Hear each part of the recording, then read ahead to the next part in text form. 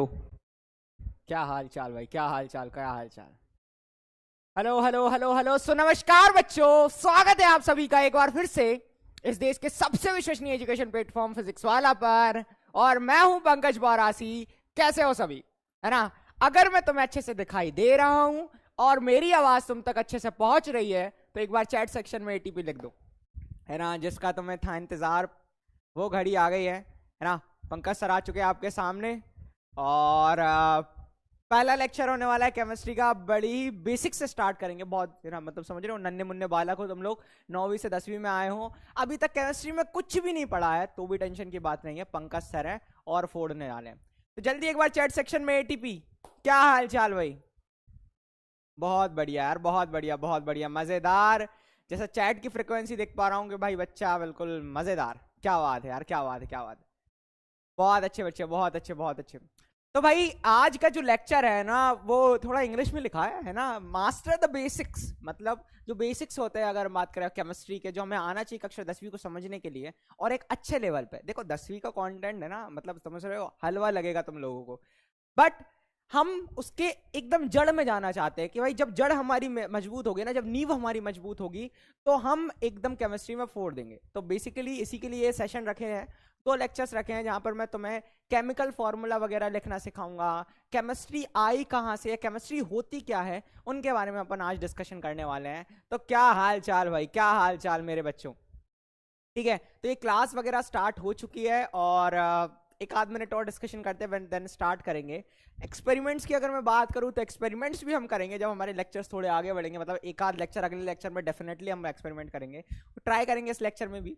ठीक है, और मतलब मैं बता रहा हूँ कि अभी तक की जो अप्रोच रहने वाली है वो बहुत ही सिंपल और बहुत प्यारी रहने वाली है, जिसमें हम क्या करने वाले हैं, अगर बात करें पूरी केमिस्ट्री को फोड़ने वाले हैं। बेसिकली अगर मैं बात करूँ लास्ट सेशन के बच्चों की, लास्ट सेशन में जो हमारे पास बच्चे थे वो क्या थे कि भाई वो थोड़े डरे हुए थे इनिशियली कि सर केमिस्ट्री में क्या होगा, केमिस्ट्री में क्या होगा। अगर तुम किसी यूट्यूब चैनल के, हमारे जो यूट्यूब चैनल है उसके कम्युनिटी पोस्ट में जाकर देखो, या मेरे साथ जो इंटरव्यू हुए हैं या अदर फैकल्टीज के साथ जो इंटरव्यू हुआ है, अंत में उन बच्चों ने ये कहा कि सर केमिस्ट्री में एक नंबर नहीं कटा और इवन हमें पूरा पेपर सरल लगा। तो क्या करना है तुम लोगों को, तुम्हें तुम्हारे सर, तुम्हारे गुरुजी, तुम्हारे भैया, तुम्हारे परम मित्र है ना पंकज बौरासी सर का साथ देना है और बस इतना करना है कि सर संभाल लेंगे। जब तुम लोगों ने बोल दिया ना कि भाई सर हो जाएगा, है ना, तुमको बस बोलना है कि अपने दिल पे थपथपाना है हाथ और ऐसे कहना है कि भाई मुझसे हो जाएगा, तो जरूर होगा, है ना। ऐसी कोई चीज नहीं होगी जहां पर मैं तुम्हारा, ऐसा नहीं होगा कि मैं बीच में तुम्हारा साथ छोड़ दूं, या फिर ऐसा हो जाए कि भाई यार बच्चों मतलब मेरे साथ थोड़ी दिक्कत हो गई, या फिर मैं बोलने लगूं कि यार भाई अभी ऐसा तुम कर लेना, तुम्हारे ऊपर चीजें डाल दूं, ऐसा कभी नहीं होगा, है ना। पंकज सर तुम्हारे साथ हैं, शुरू से लेके अंत तक बने रहेंगे चाहे कुछ हो जाए। ठीक है, बहुत बढ़िया। फोड़ेंगे सर, फोड़ेंगे फोड़ेंगे फोड़ेंगे फोड़ेंगे। तो ऑलमोस्ट है ना 1-2 मिनट हो चुके हैं और मजेदार चीजें होने वाली है। ठीक है, हाँ भाई हाँ, बहुत अच्छे बच्चे, बहुत अच्छे, बहुत अच्छे। ठीक है, तो टेंशन की बात मतलब, मेरे पास सारी चीजें रखी है ना, केमिकल्स रखे हुए हैं देख सकते हो तुम लोग, है ना, मचाने के लिए केमिकल्स वगैरह रखे हुए हैं कई सारे। ठीक है, और भी बहुत सी चीजें हैं इसमें, टेस्ट ट्यूब वगैरह से हैं, बहुत सी चीजें हैं जो एटीपी का मतलब बेटा वो ये होता है कि क्लास में आगे आगे बढ़ोगे, पंकज सर सब सिखा देंगे, टेंशन की बात नहीं है। ठीक है, आवाज आ रही है मेरी, पक्का। क्या बात है, क्या बात है, क्या बात है, बहुत अच्छे बच्चे, बहुत अच्छे, है ना। तो अपन एकदम देखने वाले हैं, बहुत मजेदार तरीके से करने वाले हैं, बहुत शानदार। आई थिंक कुछ हो गया है। आ, मैं दिख रहा हूँ ना तुम लोगों को अच्छे से।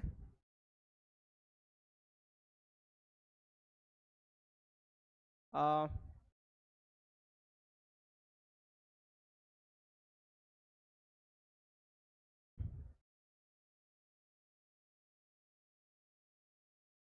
बस 1 सेकंड देना मुझे, 1 सेकंड देना, चलो स्टार्ट करते हैं तो बिना देरी करे, है ना।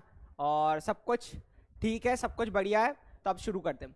तो बेसिकली आज का जो लेक्चर है जिसमें हम बेसिक्स कवर करने वाले हैं, कक्षा जो 9वीं के थे, जो 8वीं के थे, जो केमिस्ट्री को हम पढ़ने के लिए बहुत ज़्यादा एसेंशियल है, बहुत ज़्यादा ज़रूरी है, उन सभी के बारे में आज हम क्या करने वाले हैं, डिस्कशन करने वाले हैं। ठीक है, तो शुरुआत करेंगे।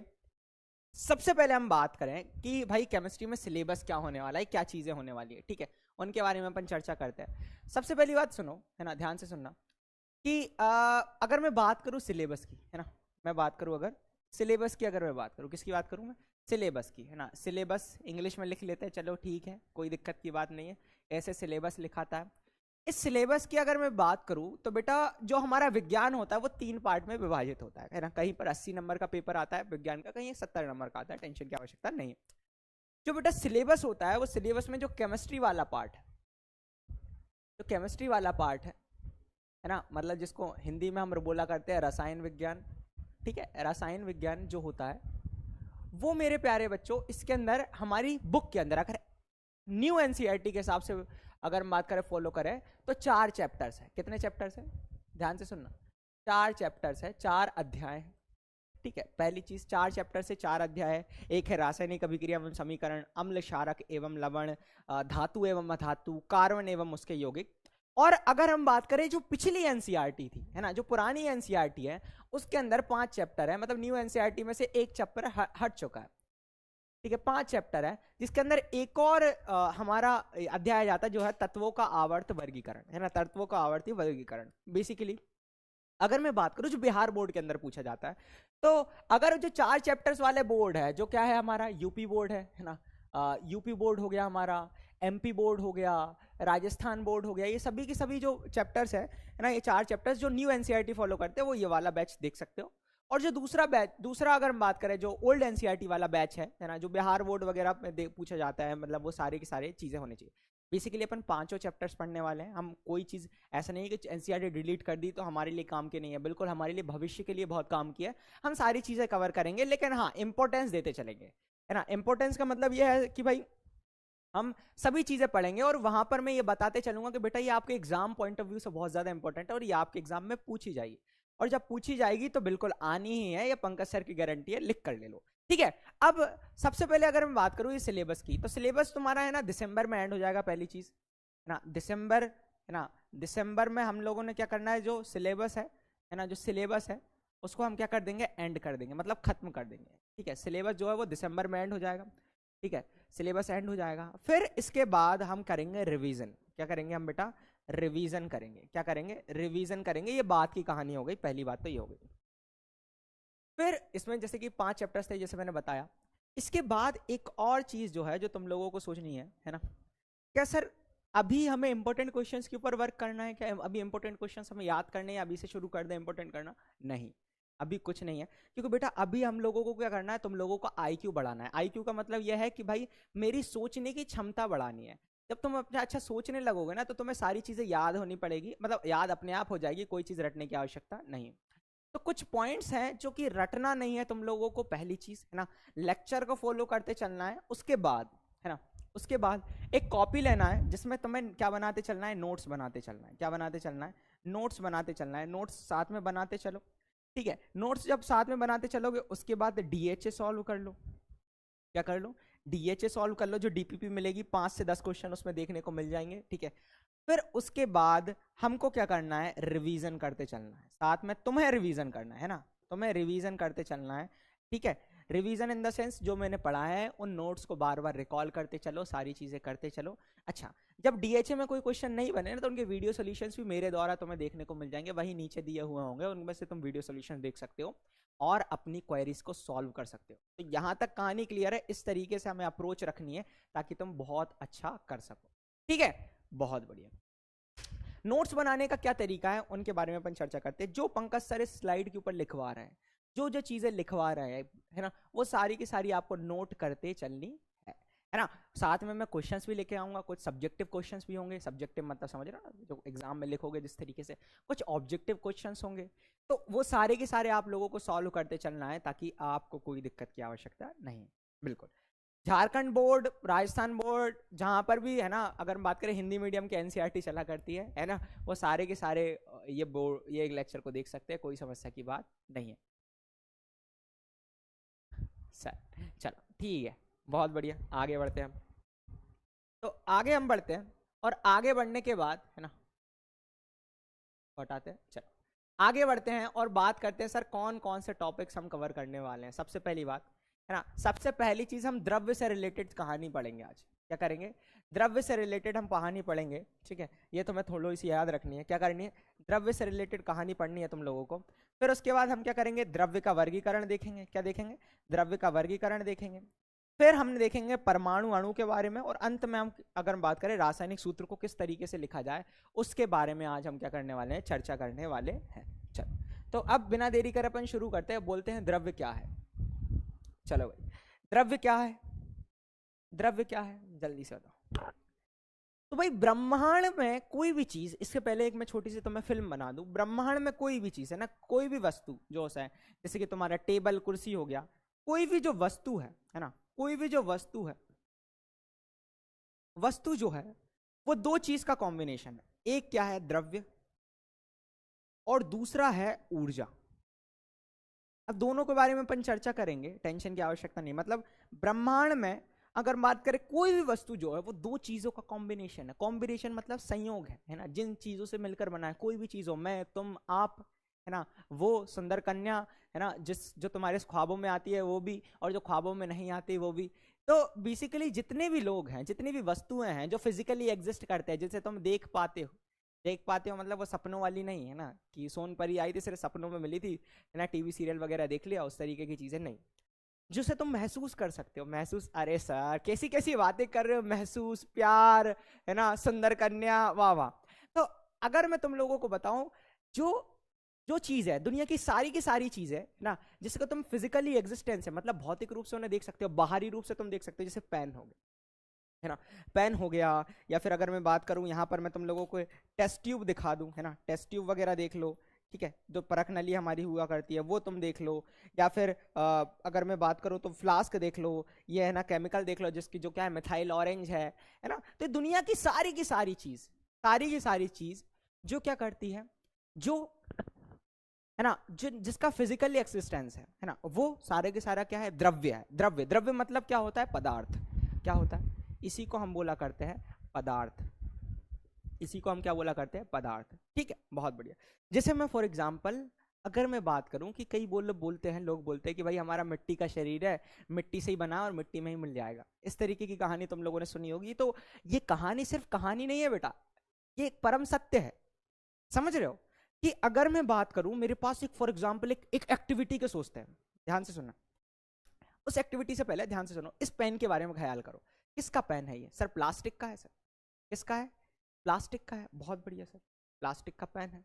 अच्छा ये बना कैसा होगा सर, सर अभी कहीं पड़ा हुआ प्लास्टिक का टुकड़ा होगा, मैंने उसके अंदर एनर्जी लगाई, उसको ऐसा शेप दे दिया जिसके कारण ये पेन बन गया। हा, वाह मेरे हसमुख लाल। तो भाई साहब फिर ये चेयर रखी हुई है, ये चेयर दिख रही है, ये चेयर रखी हुई है, इस चेयर की अगर मैं बात करूं, है ना, तो ये चेयर कैसी बनी होगी, सर कहीं प्लास्टिक पड़ा होगा, इस प्लास्टिक को क्या करा हमने, साइज वगैरह लगा, मतलब इसमें एनर्जी वगैरह लगाई और ये प्लास्टिक की चेयर बन गई। क्या बात है सर, बहुत बढ़िया सर, अच्छा, ओके सर अब समझ में आ रहा। मतलब सर एक प्लास्टिक का टुकड़ा एक द्रव्य रहा होगा, मैंने उसमें एनर्जी लगाई तो वो क्या बन गया, कुर्सी बन गया, वो पेन बन गया। अरे चीजें क्लियर है, बहुत बढ़िया, बहुत बढ़िया, बहुत बढ़िया।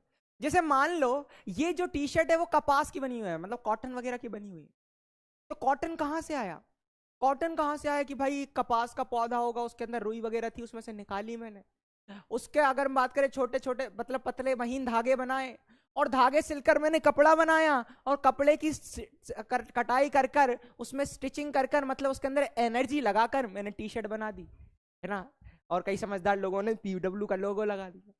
तो ये कहां से आ रहा है बेटा, कि भाई दुनिया का कोई भी एक पदार्थ हो, उसके अंदर मैंने एनर्जी लगाई और वो वस्तु बन गई जो मुझे चाहिए थी, और वो वस्तु बन गई मुझे चाहिए थी। बिल्कुल बिल्कुल बिल्कुल बिल्कुल बिल्कुल। तो अब हम बात करेंगे द्रव्य क्या होता है ना, द्रव्य क्या होता है। तो बेसिकली तुम समझ रहे हो ना, दुनिया की कोई भी वस्तु, अब इसके बारे में थोड़ा सा और डिस्कशन कर ले। दुनिया की कोई भी वस्तु जिसके पास क्या होता है, जिसके पास होता है द्रव्यमान, मतलब समझ लो भार, अभी के लिए भार समझ लो, और जो अगर हम बात करें स्थान घेरता है, और जो स्थान घेरता है उसे हम क्या कहते हैं, द्रव्य कहते हैं। क्या कहते हैं, द्रव्य कहते हैं। मैं तुम आप, है ना, मोबाइल, टेबल, कुर्सी, चेयर, दुनिया की सारी चीज जिसके पास स्थान होता है, स्थान घेरता है, और जिसके पास द्रव्यमान होता है, वो क्या कहलाता है, द्रव्य कहलाता है। क्या कहलाता है, द्रव्य कहलाता है, पदार्थ कहलाता है। ऊर्जा तुम समझ रहे हो, सिंपल चीज। और दुनिया की सारी चीज एक चीज का कॉम्बिनेशन है। अच्छा एक बात बताओ, फॉर एग्जाम्पल क्या सर, ऐसा कोई मैं सिस्टम बना दूं, सिस्टम समझ रहे हो, सिस्टम समझ रहे हो ना, हाँ, ऐसा कोई सिस्टम बना दूं, मतलब ऐसा कोई तंत्र बना दूं जो एक बॉक्स है। क्या है बेटा? बॉक्स है। ये एक सर मेरे पास एक बॉक्स है। क्या है बच्चे? बॉक्स है। ये मेरे पास एक बॉक्स है। क्या बात है सर, क्या बात है, मेरे पास सर एक बॉक्स है, ठीक है। हाँ, इस बॉक्स के बारे में अगर मैं थोड़ी सी चर्चा करूं, ठीक है, तो ये बॉक्स जो है, ठीक है, ये बॉक्स रखा हुआ है, इसके अंदर मैंने क्या रख दिया, एक एप्पल रख दिया, है ना, क्या रख दिया, एक एप्पल रख दिया। ये एप्पल रख दिया भाई, कुछ बना दिया हो भैया, एप्पल समझ लेना। क्या होगा, एक समय बाद ये नष्ट हो जाएगा। क्या हो जाएगा? नष्ट हो जाएगा। नष्ट होने के बाद ये क्या बन जाएगा? धूल बन जाएगा। क्या बन जाएगा? धूल बन जाएगा। क्या इस बात को सत्य मानते हो तुम? आवाज स्लो है क्या? पक्का? ठीक है, चलो। एक मेरे पास क्या है, मेरे पास जो है एक एप्पल था जो एक बॉक्स के अंदर रखा है, जो कि क्या है, विलगित है। विलगित निकाय मतलब विलगित सिस्टम, है ना, विलगित निकाय, आइसोलेटेड सिस्टम, है ना, आइसोलेटेड मतलब अलग थलग, निकाय मतलब सिस्टम। तो विलगित निकाय है जिसमें से कोई चीज बाहर नहीं जा सकती, चाहे वो एनर्जी क्यों ना हो, है ना, चाहे वो अगर हम बात करें ऊर्जा ही क्यों ना हो। ठीक है, समझ रहे हो? मतलब एक समय ऐसा हुआ सर कि ये क्या है, ये एक फल था, एक एप्पल था। इस एप्पल को मैंने क्या किया, इस एप्पल को मैंने एक ऐसे निकाय में रख दिया जिसका नाम है विलगित निकाय, जिसमें से एनर्जी हमेशा बाहर नहीं निकल सकती, ना द्रव्य बाहर निकल सकता है। मतलब समझ रहे हो, जिस चीज से वो मिलकर बना। तो क्या हुआ भाई, ये नष्ट हुआ, नष्ट होकर धूल हो गया। क्या हो गया? धूल हो गया। अब क्या होगा तुम्हें पता है?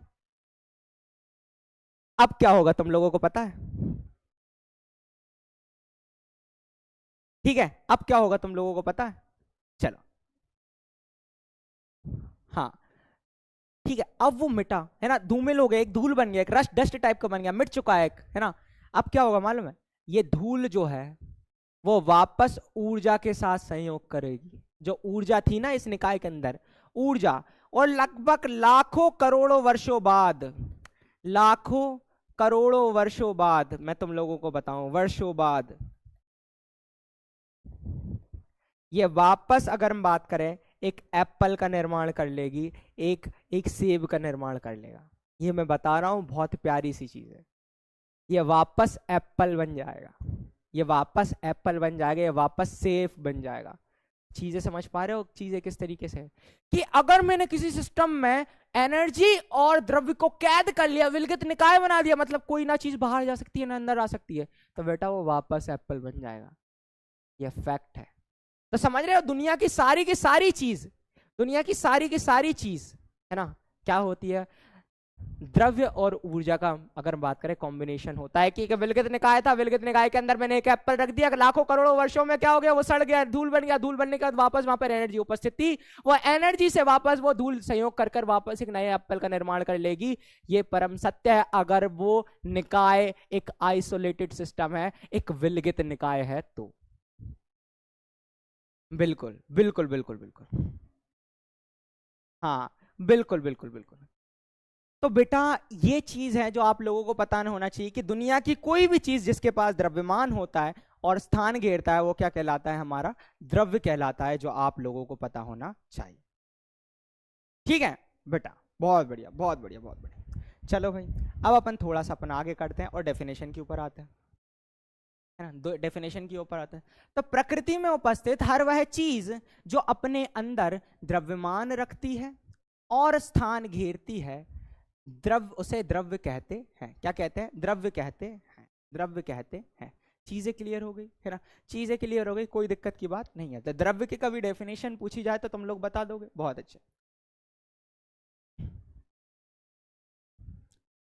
हाँ बेटा, बिल्कुल बिल्कुल पॉसिबल है, बिल्कुल पॉसिबल है। विलगित का मतलब वो होता है, विलगित निकाय का मतलब वो होता है कि बेटा जिसमें से अगर बात करें कोई द्रव्य चीज रखी हुई थी, उसमें से कोई भी चीज बाहर नहीं जा सके, एनर्जी तक ना बाहर हो सके। समझ रहे हो? जैसे कि फॉर एग्जांपल एनर्जी क्या होती है, एनर्जी का अगर सिंपल सी एग्जांपल समझो कि हमारे पास कोयला था, कोयला को हमने जलाया, कोयला से क्या बना, स्टीम बनी, है ना, भाप बनी। मतलब अगर बात करें कोयला जलाया तो ऊष्मा निकली, उस ऊष्मा से हमने पानी को गर्म किया, पानी गर्म होने से तुमने सुना होगा टरबाइन घूमती है, मोटर वगैरह घुमा घुमा के तुमने लाइट जरूर जलाया होगा, नहीं टरबाइन सुना होगा तुम लोगों ने। या फिर तुमने पवन चक्की देखी होगी कि वो चक्की का पंखा घूमता है और वहां पर क्या होती है, एक मोटर में या तुम बोल सकते हो एक डायनेमो में वो लगा होता है, एक जनरेटर में लगा होता है और उसके कारण इलेक्ट्रिसिटी बनती है। तो वहां पर जो पवन ऊर्जा थी वो विद्युत ऊर्जा में बदल रही थी, वो विद्युत धारा हमारे घर में आई, वो घर में आकर एक पंखे में सप्लाई हुई। तो जो विद्युत ऊर्जा थी वो वापस अगर हम बात करें एक पंखे को घुमाने का कार्य कर रही, मतलब एक यंत्र को घुमा रही, मतलब एक वो यांत्रिक ऊर्जा हो गई। तो मैंने एक ऐसा निकाय सिलेक्ट कर लिया जहां पर एनर्जी का कुछ नहीं हो रहा है, वहीं पर केद है, कहीं बाहर नहीं निकली। तो वहां पर ऐसा होगा कि एक समय ऐसा आएगा कि वो दोनों मिलकर वापस एप्पल का निर्माण कर लेंगे, जो कोई चीजें समझ में आनी चाहिए। ठीक है, बहुत बढ़िया बहुत बढ़िया बहुत बढ़िया। चलो डाउट्स देख लेते हैं, तुम लोग बोल रहे हो कॉमन डाउट्स पे चलते हैं। सर केमिस्ट्री एक वीक में कितने अरे यार ये एटीपी मतलब एडेनोसिन ट्राइफॉस्फेट, अरे बेटा सब बता देंगे sir, live second Bihar board सब कुछ कर सकते हो सर। तो मैं बिहार बोर्ड से हूँ तो मेरे बोर्ड में 5 चैप्टर हैं, तो अरे सब पढ़ाएंगे बेटा, टेंशन की काय ले रहा है। सर मेरा लेट चल रहा है, कोई दिक्कत की बात नहीं, अच्छी बात है। सर सब्जेक्टिव क्वेश्चंस को कॉपी में लिखना है, सब लिखना है बेटा, जो जो चीजें पंकज सर बताएंगे सब कुछ लिखना है, ठीक है। चलो आई होप ये सारी चीजें है ना। चलो बहुत बढ़िया, अब सारी चीजें की अपन बारे में थोड़ी सी चर्चा करते हैं। अच्छा इसके एग्जाम्पल तुम देख सकते हो, टेबल कुर्सी है ना, ये सभी है। अब तुम लोगों से अगर मैं पूछ लूं है ना, हीट मतलब ऊष्मा, क्या ऊष्मा, बताओ ऊष्मा जो है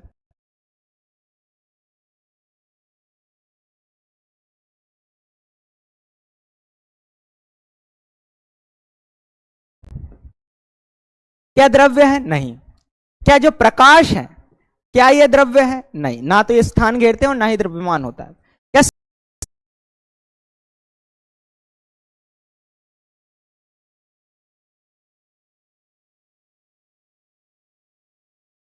साउंड मतलब ध्वनि क्या द्रव्य है? तो तुम क्या बोलोगे? नहीं है। तो ये सारे के सारे द्रव्य नहीं है, ये सभी ऊर्जा के स्रोत है। ध्वनि भी, साउंड एनर्जी भी एक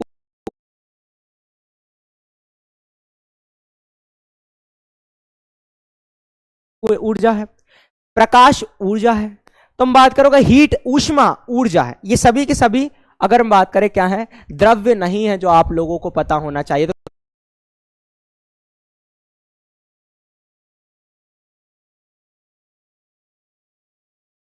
कभी पूछ लिया जाए कि भाई निम्न में से कौन द्रव्य नहीं है, तो तुम लोग बता दोगे। बहुत अच्छे बेटा, बहुत बढ़िया बेटा, बहुत बढ़िया। चलो आगे बढ़ते हैं, और मैं एक पोल ले आया हूं स्टार्टिंग में, ठीक है। तो जल्दी से इसका आंसर देना मेरे प्यारे बच्चों, बहुत प्यारे तरीके से।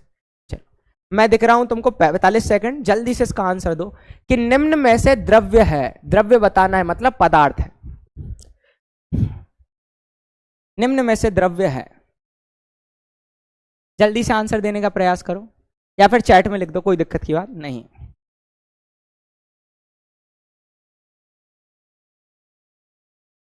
हमसे पूछा है द्रव्य कौन सा है।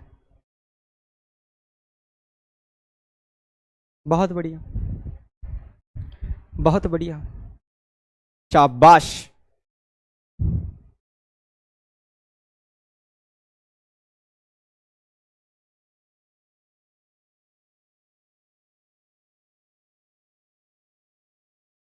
शाबाश। चलो इसका आंसर जो आने वाला है वो आने वाला है बेटा ऑप्शन नंबर डी।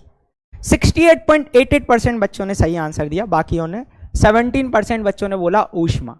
बेटा ऊष्मा द्रव्य होती है क्या? नहीं, है ना। ऊष्मा के पास क्या द्रव्यमान और स्थान घेरती है क्या? तो तुम बोलोगे नहीं, है ना। ये क्या है? ऊर्जा है ना। ये क्या है? ऊर्जा है। क्या ध्वनि होता है? नहीं, ये भी ऊर्जा है। क्या प्रकाश होता है? नहीं, ये भी ऊर्जा है। तो ऊर्जा के स्रोत मतलब इनमें से कोई नहीं, कोई भी द्रव्य नहीं है जो आप लोगों से बनना चाहिए। चीजें क्लियर हुई? बहुत बढ़िया बेटा, है ना। अब अपन और आगे बढ़ते हैं।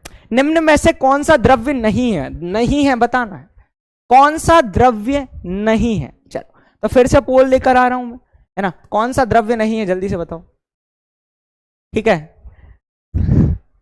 कौन सा द्रव्य नहीं है मतलब कौन स्थान नहीं घेरता और ना ही और ना ही वो घेरता है, क्या बोलते हैं, ना ही उसके पास द्रव्यमान होता है। कौन सा द्रव्य नहीं है बताओ।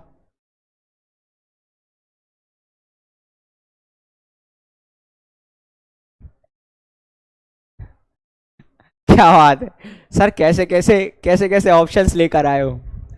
टेबल कुर्सी, हाँ प्यार, वही जो कक्षा छठवीं में तू किया करता था एक सुंदर कन्या से। वाह भाई। अच्छा, अरे मेरे लिए तो बहुत प्यारे बच्चे हो रहे तुम लोग, है ना। तो ऑप्शन सी आएगा, प्यार, क्योंकि ये एक प्रकार का क्या है, फीलिंग है, किसी प्रकार की भावना, इमोशंस। इमोशंस समझते हो, वो कोई द्रव्य नहीं होता, है ना सर। वो भी तो मेरे मन में स्थान घेरती है, और जब वो अकेले अकेले 3 दिन तक मेरी चैट का रिप्लाई नहीं देती है, तो मेरा जो छाती है वो क्या हो जाती है, भारी हो जाती है ना। तो वो क्या होगा, वो द्रव्य होगी क्या सर? नहीं सर, वो द्रव्य नहीं होगी। ऑप्शन सी पे लगाओ बेटे। 79.62% बच्चों ने प्यार को चूज किया, है ना। ये अरे लैपटॉप होता है, ये लैपटॉप होता है बेटा, ये लैपटॉप। क्या गिरा दिया मैंने? आकाश सर मारेंगे। ये लैपटॉप होता है बेटा, ये लैपटॉप द्रव्य होता है, समझ रहे हो। ये लैपटॉप द्रव्य होता है। देख, इसने स्थान भी घेर के रखा, मेरा चेहरा पूरा घेर लिया, इसके पास वजन भी है, तभी मैं उठा रहा हूं, कसरत कर सकता हूं, ऐसे उठा सकता हूं। तो क्यों लगाया तूने 17%?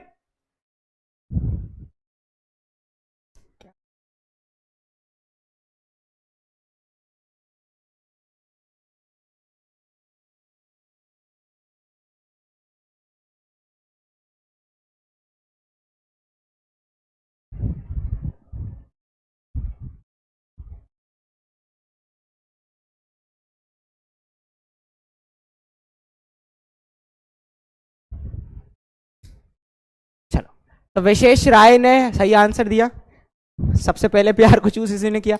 अब हम बात करते हैं द्रव्य के वर्गीकरण की, है ना। द्रव्य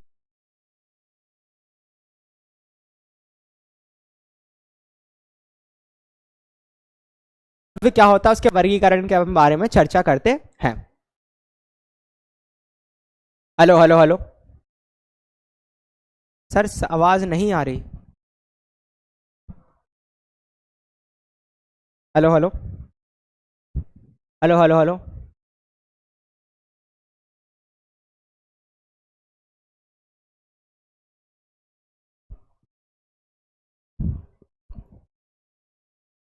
hello hello hello hello hello आ रही है आवाज?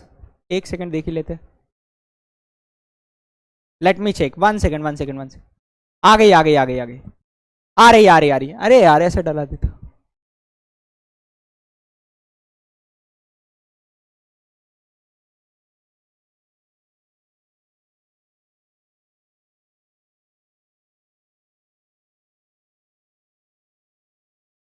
आ रही है सर, आ गई, लव यू बहुत अच्छे।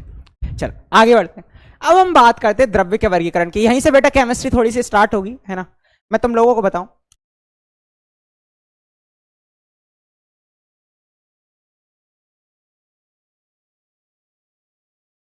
जो द्रव्य होता है, द्रव्य को क्या बोलते हो तुम लोग? पदार्थ।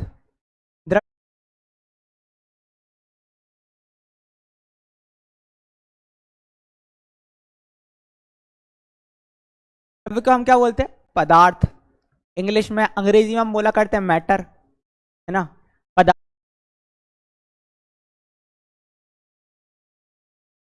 पदार्थ। अब जो पदार्थ होता है बेटा, है ना, जो पदार्थ होता है, इसकी 2 कैटेगरी होती है। क्या होती है ना। चलो मैं बताता हूं तुम लोगों को। तो जो पदार्थ होता है बेटा, पदार्थ जो होता है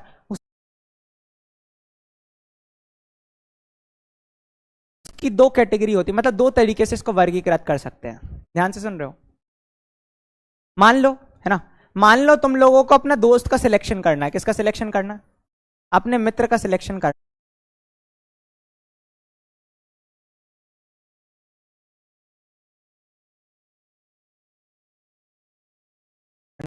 है। ठीक है, मित्र का सिलेक्शन हमको करना है। ध्यान से सुनना, मित्र का सिलेक्शन करना है, तो मित्र का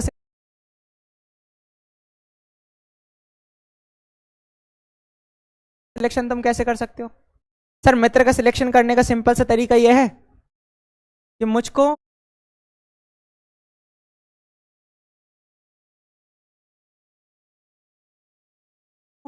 अगर मैं बात करूं, मैं दो तरीके से देख सकता हूं सर।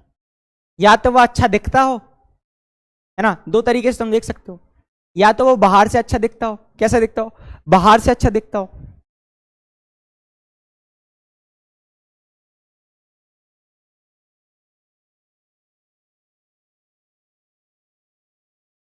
मतलब दो टाइप से तुम कर सकते हो।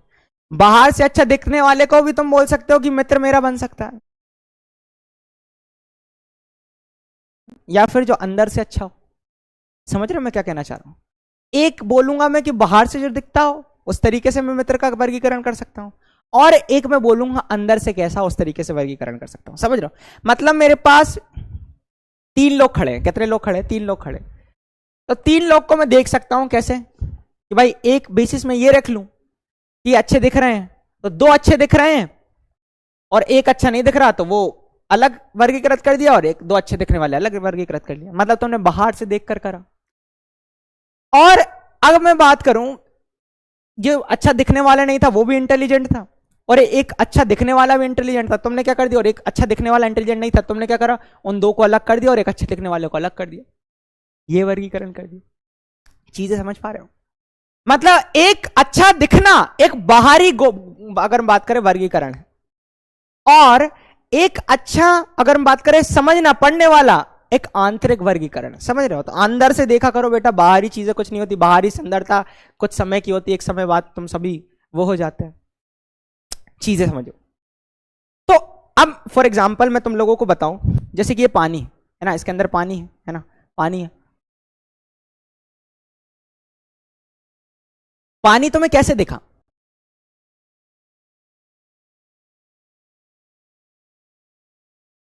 सर पानी बह सकता है, और पानी द्रव है, मैंने बाहर से देखा द्रव है, चीजें सीख रहा हूं। या फिर अगर मैं बात करूं, ये मोबाइल, मोबाइल जो रखा हुआ है वो क्या है, या रिमोट वा, ठीक है सर ये ठोस है, मैंने बाहर से देखा ठोस है, के अंदर घुस के देखा तो ये ठोस है, नहीं सर बाहर से ही दिख रहा है ठोस है। सर हवा अभी दिख नहीं रही लेकिन होती है, क्या है, गैस है, बाहर से देख रहा है, बाहर से महसूस कर रहा है। तो मैं द्रव्य को भी दो तरीके से वर्गीकृत करता हूं। एक होता है मेरा क्या, भौतिक वर्गीकरण। क्या होता है? भौतिक वर्गीकरण। ध्यान से सुनना, भौतिक वर्गीकरण। और दूसरा मेरा होता है बेटा रासायनिक वर्गीकरण। ठीक है, रासायनिक वर्गीकरण।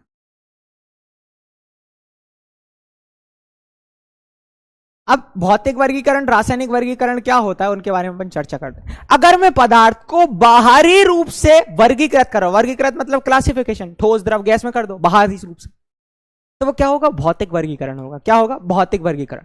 तो ऐसा वर्गीकरण जो बाहरी गुणों पर आधारित होता है, मतलब भौतिक गुणों पर आधारित होता है, उसको हम बोला करते हैं भौतिक वर्गीकरण। भौतिक वर्गीकरण। चीजें क्लियर हो गई? बहुत बढ़िया, चीजें क्लियर हो गई, बहुत बढ़िया। जैसे कि मैंने पदार्थ को तीन कैटेगरी में वर्गीकृत किया है। पहला क्या है, ठोस। दूसरा क्या है, द्रव। तीसरा क्या है, गैस, है ना, क्या लिखा है, गैस।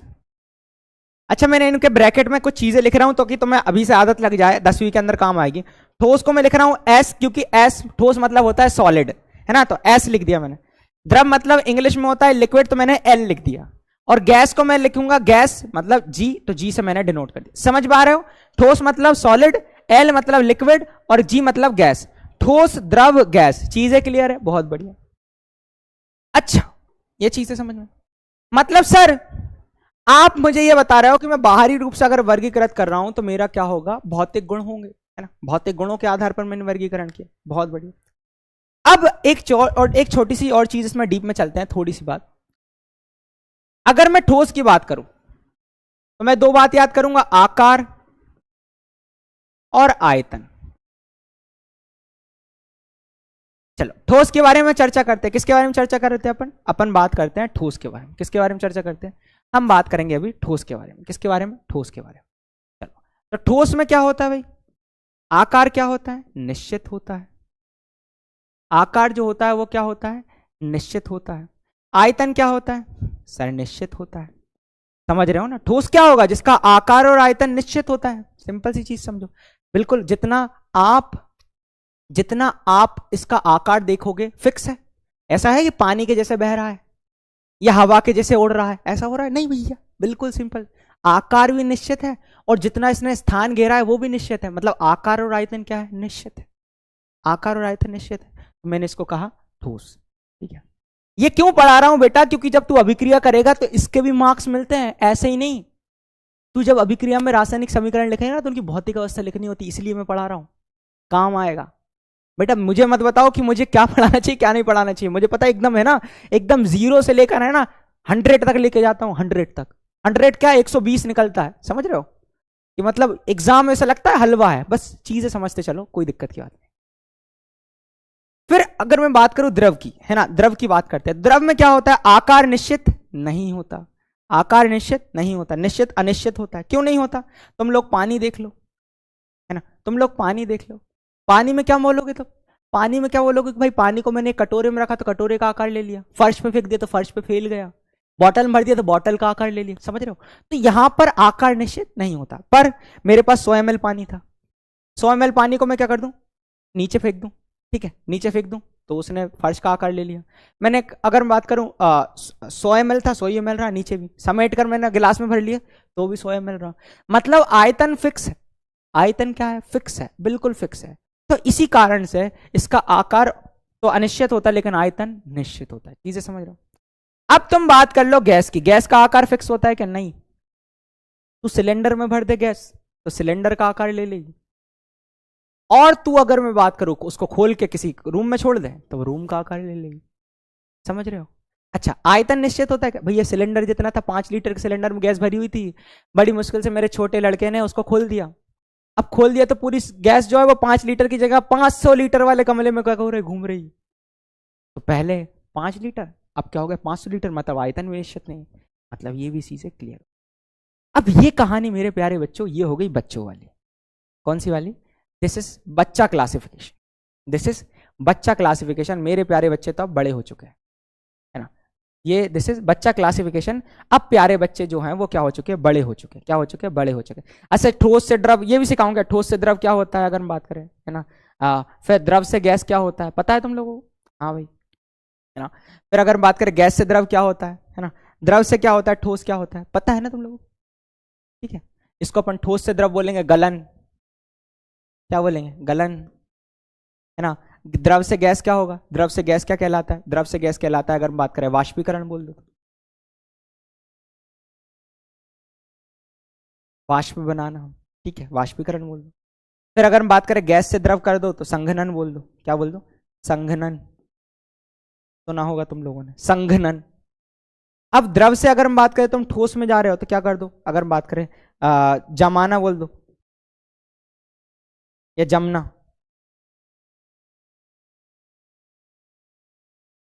जमना बोल दो, पता है ना तुम लोगों को? अच्छा, एक और बता देते हैं।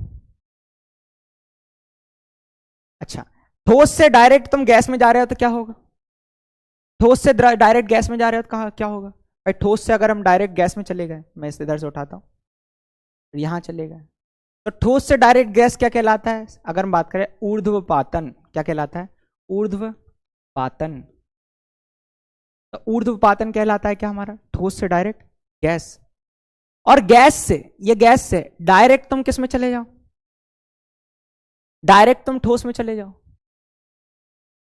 ठीक है, ऊर्ध्वपातन कहलाता है, सब्लिमेशन जिसको कहते हैं। और डायरेक्ट तुम गैस से किस में चले जाओ अगर हम बात करें? ठोस में। इसको क्या बोलते हैं जल्दी बताओ, मैं भी देखता हूं तुम लोग पता है कि नहीं।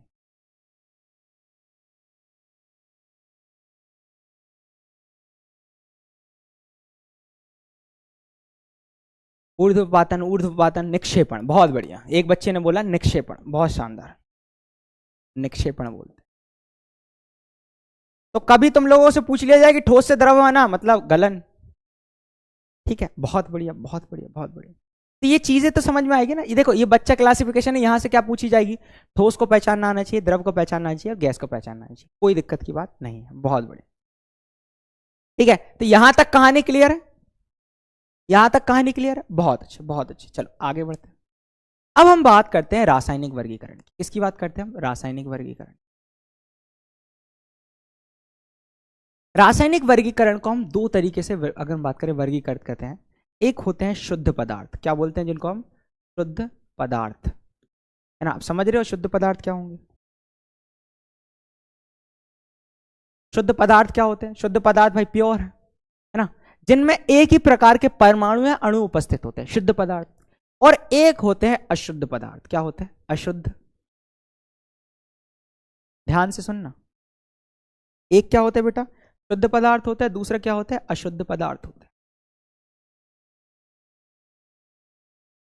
अब शुद्ध पदार्थ, अशुद्ध पदार्थ को ही हम क्या बोला करते हैं? मिश्रण कहा करते हैं। क्या कहा करते हैं? मिश्रण कहा करते हैं। मिश्रण, चीजें क्लियर होगी? मिश्रण कहा करते हैं इसी को।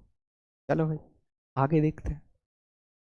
अब अगर मैं बात करूं इस शुद्ध पदार्थ की, तो शुद्ध पदार्थ भी दो तरीके से वर्गीकृत होते हैं। यहां से कंसेप्ट बेटा बहुत ज्यादा स्ट्रॉन्ग करने। देखो हमने रासायनिक वर्गीकरण किया, रासायनिक वर्गीकरण क्या होता है? आंतरिक गुणों पर आधारित, आंतरिक गुणों पर आधारित। चीजें क्लियर है? अब मैंने तुम लोगों से बोला कि भाई ये भी दो प्रकार के होते हैं।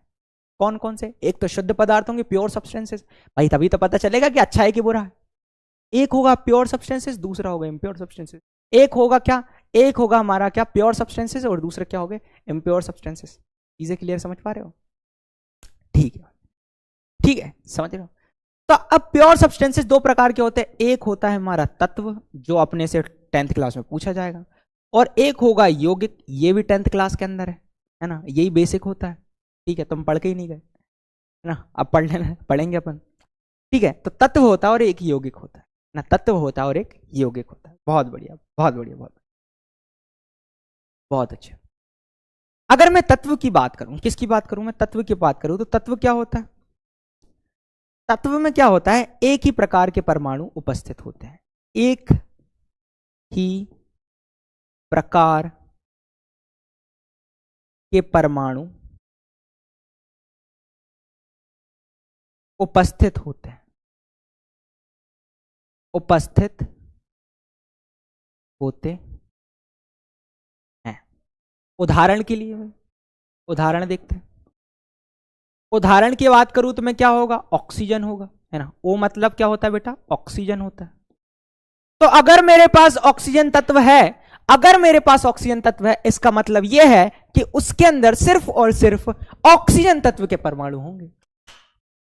अगर मेरे पास ऑक्सीजन उपस्थित है, इसका मतलब यह है कि उसके अंदर सिर्फ और सिर्फ ऑक्सीजन परमाणु होंगे। अगर मैं बात करूं सल्फर की, तो अगर मेरे पास सल्फर तत्व है, तो उसमें सिर्फ और सिर्फ सल्फर परमाणु होंगे। चीजें क्लियर समझ पा रहे हो? बिल्कुल, है ना। बहुत अच्छे। तो अब बंद हो गया चलो ठीक है, ठीक है। वो एसी हमारा बंद हो गया, तो सर बोल रहे सर बिना एसी कैसे पढ़ा रहा? मैंने कहा बच्चों की एनर्जी यार, है ना, बच्चे जो बोलेंगे वो क्यों नहीं होगा। ठीक है, तो एक ही प्रकार के परमाणु उपस्थित होते हैं। उदाहरण के लिए ऑक्सीजन, है ना, मतलब ऑक्सीजन, ऑक्सीजन तत्व हो गया। या फिर अगर मैं बात करूं मेरे पास आयरन हो गया, या फिर मेरे पास अगर बात करें सल्फर हो गया, कोई भी तत्व हो, अगर तुम सल्फर तत्व उठा रहे हो तो उसमें सिर्फ और सिर्फ सल्फर परमाणु उपस्थित होंगे। आयरन तत्व उठा रहे हो तो सिर्फ आयरन तत्व परमाणु उपस्थित होंगे। ये चीजें क्लियर होनी चाहिए। बहुत बढ़िया, बहुत अच्छे, बहुत अच्छे, चीजें क्लियर हो।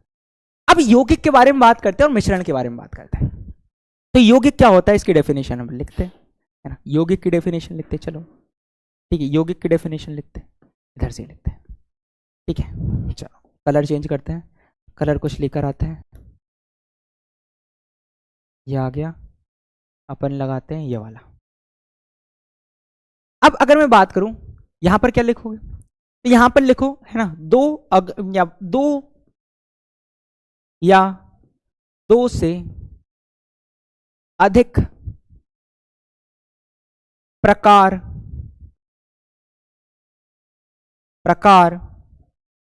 के परमाणु उपस्थित होते हैं, परमाणु उपस्थित होते हैं, उपस्थित होते हैं। ठीक है, दो या दो से अधिक प्रकार के परमाणु उपस्थित होते हैं, है ना। इसमें अगर मैं बात करूं मिश्रण की, अभी इस पर वापस आऊंगा, अभी मिश्रण और यौगिक में डिफरेंस पता होना चाहिए। मिश्रण और यौगिक में डिफरेंस पता होना चाहिए भाई। तत्व में क्या होता है? एक ही प्रकार के परमाणु उपस्थित थे, है ना। जैसे कि अगर बात करें ऑक्सीजन, तो ऑक्सीजन परमाणु है, सल्फर तो सल्फर परमाणु, सल्फर तत्व है ना, ऑक्सीजन तत्व है। क्यों? क्योंकि उनमें एक ही प्रकार के परमाणु उपस्थित होते हैं। ठीक है, बहुत बढ़िया। अब अगर मैं बात करूं अशुद्ध पदार्थ मतलब मिश्रण की, तो यहां पर दो पदार्थों को या उससे अधिक को मिश्रित किया जाता है। क्या किया जाता है? मिश्रित किया जाता है। समझ रहे हो? चीजें क्लियर? तो मतलब सर दोनों से सिंपल चीज हो गई। दो या दो से अधिक परमाणु इसमें भी उपस्थित है, और दो पदार्थ मतलब परमाणु भी तो पदार्थ हुआ, तो दोनों इसमें भी उपस्थित है ना, इसमें भी उपस्थित है। ठीक है, बहुत बढ़िया है ना, इसमें भी उपस्थित है। तो अब अगर मैं तो देखूं दोनों में कोई डिफरेंस नहीं है, अब मैं तुम्हें रियल डिफरेंस फील करवाऊंगा, है ना, रियल डिफरेंस फील करवाऊंगा। अब मैं तुम लोगों को बताता हूं कि रियल डिफरेंस क्या है इनमें। चलो बेटा, यौगिक का अगर हम बात करें, तुम एग्जाम्पल बताओ, है ना, यौगिक का एग्जाम्पल बताओ, कोई भी यौगिक का एग्जाम्पल बताओ, है ना। कभी 10th पढ़ी हो, 9th पढ़ी हो, 8th पढ़ी हो, कोई ना कोई एग्जाम्पल तो देखा होगा भाई, दो या दो से अधिक परमाणु वाला कोई यौगिक वगैरह कुछ तो देखा होगा तुम लोगों ने, आज तक पढ़ा तो होगा।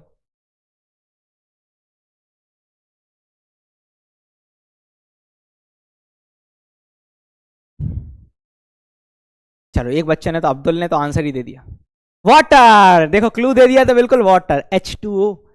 सर जी H2O वाटर, क्या बात है, H2O वाटर। HCl, क्या बात है, H2SO4 CO2। मतलब सर जहां पर दो या दो से अधिक प्रकार के परमाणु उपस्थित हो रहे हैं। अब मुझे ये बताओ, है ना, मैंने H2O लिख दिया, है ना, मैंने H2O लिख दिया, ठीक है, यहां लिखकर, ठीक है, यहां लिख दिया मैंने। चलो मैंने यहां क्या लिख दिया, H2O। एग्जाम्पल के लिए मैंने बोल दिया क्या, H2O। H2O है क्या, मैं H2O को H2O ना लिखकर मैंने लिख दूं क्या, H2O2 लिख दूं क्या? ये लिखना सही होगा क्या? जल्दी बता यार, क्या ये सही होगा? मैं H2O को H2O2 लिख दूं, सही होगा क्या? होगा क्या? नहीं होगा यार। मैं H2O2 ना लिख के मैं H2O23 लिख दूं, क्या होगा क्या? H2O3 लिख दूं, होगा क्या? No sir, what are you doing? No, it can't be possible sir, ऐसा हो ही नहीं सकता, घोर अपराध कर दिया, नर्क में भी जगह नहीं मिलेगी सर। हे भगवान सर, उड़ान हिंदी बैच में क्या करने लगे सर आप, वाटर का फॉर्मूला H2O2 लिख रहे हो, हे भगवान sir sir sir sir sir, जैसी बात कर दी सर। सही समझ रहे हो बेटा, बिल्कुल सही समझ रहे हो। अब देखो बेटा, डीप में चल रहे हैं अपन। मतलब सर H2O ही है, उसको H2O2 नहीं लिख सकते, उसको H2O3 नहीं लिख सकते। मतलब मैं ये बोल सकता हूं कि वाटर मॉलिक्यूल के अंदर, जल के अणु के अंदर परमाणुओं की संख्या निश्चित है। मतलब इनके मध्य देखो, इन सभी का भार होता है, भारानुसार निश्चित अनुपात होता है, निश्चित अनुपात होता है। मैं तुम लोगों को अगर सिंपल सी चीज बताऊं क्या होता है निश्चित अनुपात, तो ध्यान से सुनो कि जो हाइड्रोजन का परमाणु भार होता है ना बेटा, वो होता है 1, 2 है तो हम लिखते हैं 2, ठीक है। ऑक्सीजन का होता है 16, और इन दोनों के बीच में अनुपात निकालोगे तो निकालेगा 1:8। अनुपात निकालना आता है, देखो इसको 2 से डिवाइड कर दो तो ये हो जाएगा 1, इसको 2 से डिवाइड करोगे तो ये हो जाएगा 8, सिंपलेस्ट फॉर्म 1:8। तो दुनिया का कोई भी जल ले आओ तुम, है ना, मैं ये वाला जल पी रहा हूं तो इसके अंदर भी 1:8 में ऑक्सीजन और हाइड्रोजन होंगे, सॉरी हाइड्रोजन और ऑक्सीजन होंगे। चीजें समझ रहे हो? फिक्स है बेटा, दुनिया का कोई भी जल, चाहे वो कुएं का हो, चाहे वो तुम्हारे घर में बाल्टी में रखा हो, चाहे वो तालाब का हो, चाहे वो समंदर का हो, कहीं का भी हो, है ना, वो क्या होगा, 1:8 होगा, हमेशा ही फिक्स रहेगा। और अगर ये चेंज हो गया सर, आपने H2O2 लिख दिया, अगर ये चेंज हो गया, इसका मतलब ये है सर कि वो वाटर नहीं है, वो कुछ और है, वो पानी नहीं है, वो कुछ और है, पानी नहीं है, कुछ और है। और वो क्या है बच्चे, ये तो जल है। इसमें देखो तुम लिखोगे तो क्या होगा, देखो 2 हाइड्रोजन है, तो 2 हाइड्रोजन का कितना होता है बेटा, 2 हाइड्रोजन का 2, और ऑक्सीजन का मैंने बताया अभी 16, एक ऑक्सीजन का 16, 2 का कितना होगा 32। मतलब ये कितना हो जाएगा, ये आ जाएगा सर जी 1:16। और इसको बच्चों बोला करते हैं अपन हाइड्रोजन परऑक्साइड। क्लास में लेकर आऊंगा, टेंशन मत लो, अपन एक्सपेरिमेंट करेंगे तब दिखाऊंगा भी है ना, हाथ वगैरह पे लग जाए तो इचिंग वगैरह होने लगती है हल्की सी, समझ रहे हो, मतलब जलन सी होने लगती है। हाइड्रोजन परऑक्साइड, तो फील कर पा रहे हो कि मतलब यहां पर सर भार अनुसार एक निश्चित अनुपात होता है, मतलब जितना पानी, मतलब पानी जो है उसमें हाइड्रोजन और ऑक्सीजन में फिक्स रेशियो होगा परमाणुओं का या उनके भार का। चीजें क्लियर हो रही, बहुत बढ़िया। यही बात कर लें अब सर मिश्रण की, मिश्रण के बारे में चर्चा करते हैं, मिश्रण के बारे में चर्चा करते हैं। चलो भाई, मेरे इसके अंदर नमक रखा हुआ है, क्या रखा हुआ है, नमक रखा हुआ है। मैंने थोड़ा नमक इसके अंदर डाल दिया, बताओ दो पदार्थ को मिश्र कर दिया, क्या हो गया, मिश्रण हो गया, बहुत अच्छी चीज। और नमक डाल देता हूं, और डाल दिया, और डाल देता हूं, आगे सर नमक है क्या, खत्म हो गया, अरे यार खा लिया, सुबह से नमक खा रहे हो सर, थोड़ा और डाल देता हूं सर नमक, और डाल दी। तो भाई साहब, भाई साहब मैं नमक डालता जा रहा हूं, कोई फिक्स रेशो नहीं है। जब थोड़ा नमक डाला तो भी नमक का पानी, जब और नमक डाला तो भी नमक का पानी, मतलब इसमें भारानुसार कोई निश्चित अनुपात नहीं है। तो मतलब इसका उदाहरण तुम लिखोगे, क्या लिखोगे, उदाहरण में क्या लिखोगे, नमक का पानी, है ना, नमक का पानी, और भारानुसार निश्चित अनुपात नहीं है, भारानुसार निश्चित अनुपात, अनुपात होता है क्या इसमें, सर नहीं होता, सर नहीं होता, ऐसा कट कर देना। और बेसिकली सिर्फ NaCl की बात करती है तो सोडियम क्लोरीन के बीच में तो होता है, पर नमक का पानी मतलब नमक और पानी में कोई फिक्स रेशो नहीं था, कोई भारानुसार निश्चित अनुपात नहीं था। ठीक है, बहुत बढ़िया, बहुत बढ़िया। तो एक बार चैट सेक्शन में ATP लिख दो अगर ये कंसेप्ट OP हो गया हो तो, एकदम समझ में आ गया हो तो। चीनी का पानी बिल्कुल, अगर तुम लोगों को बिल्कुल सारी चीजें क्लियर हो गई तो बिल्कुल चैट सेक्शन में ATP लिख दो।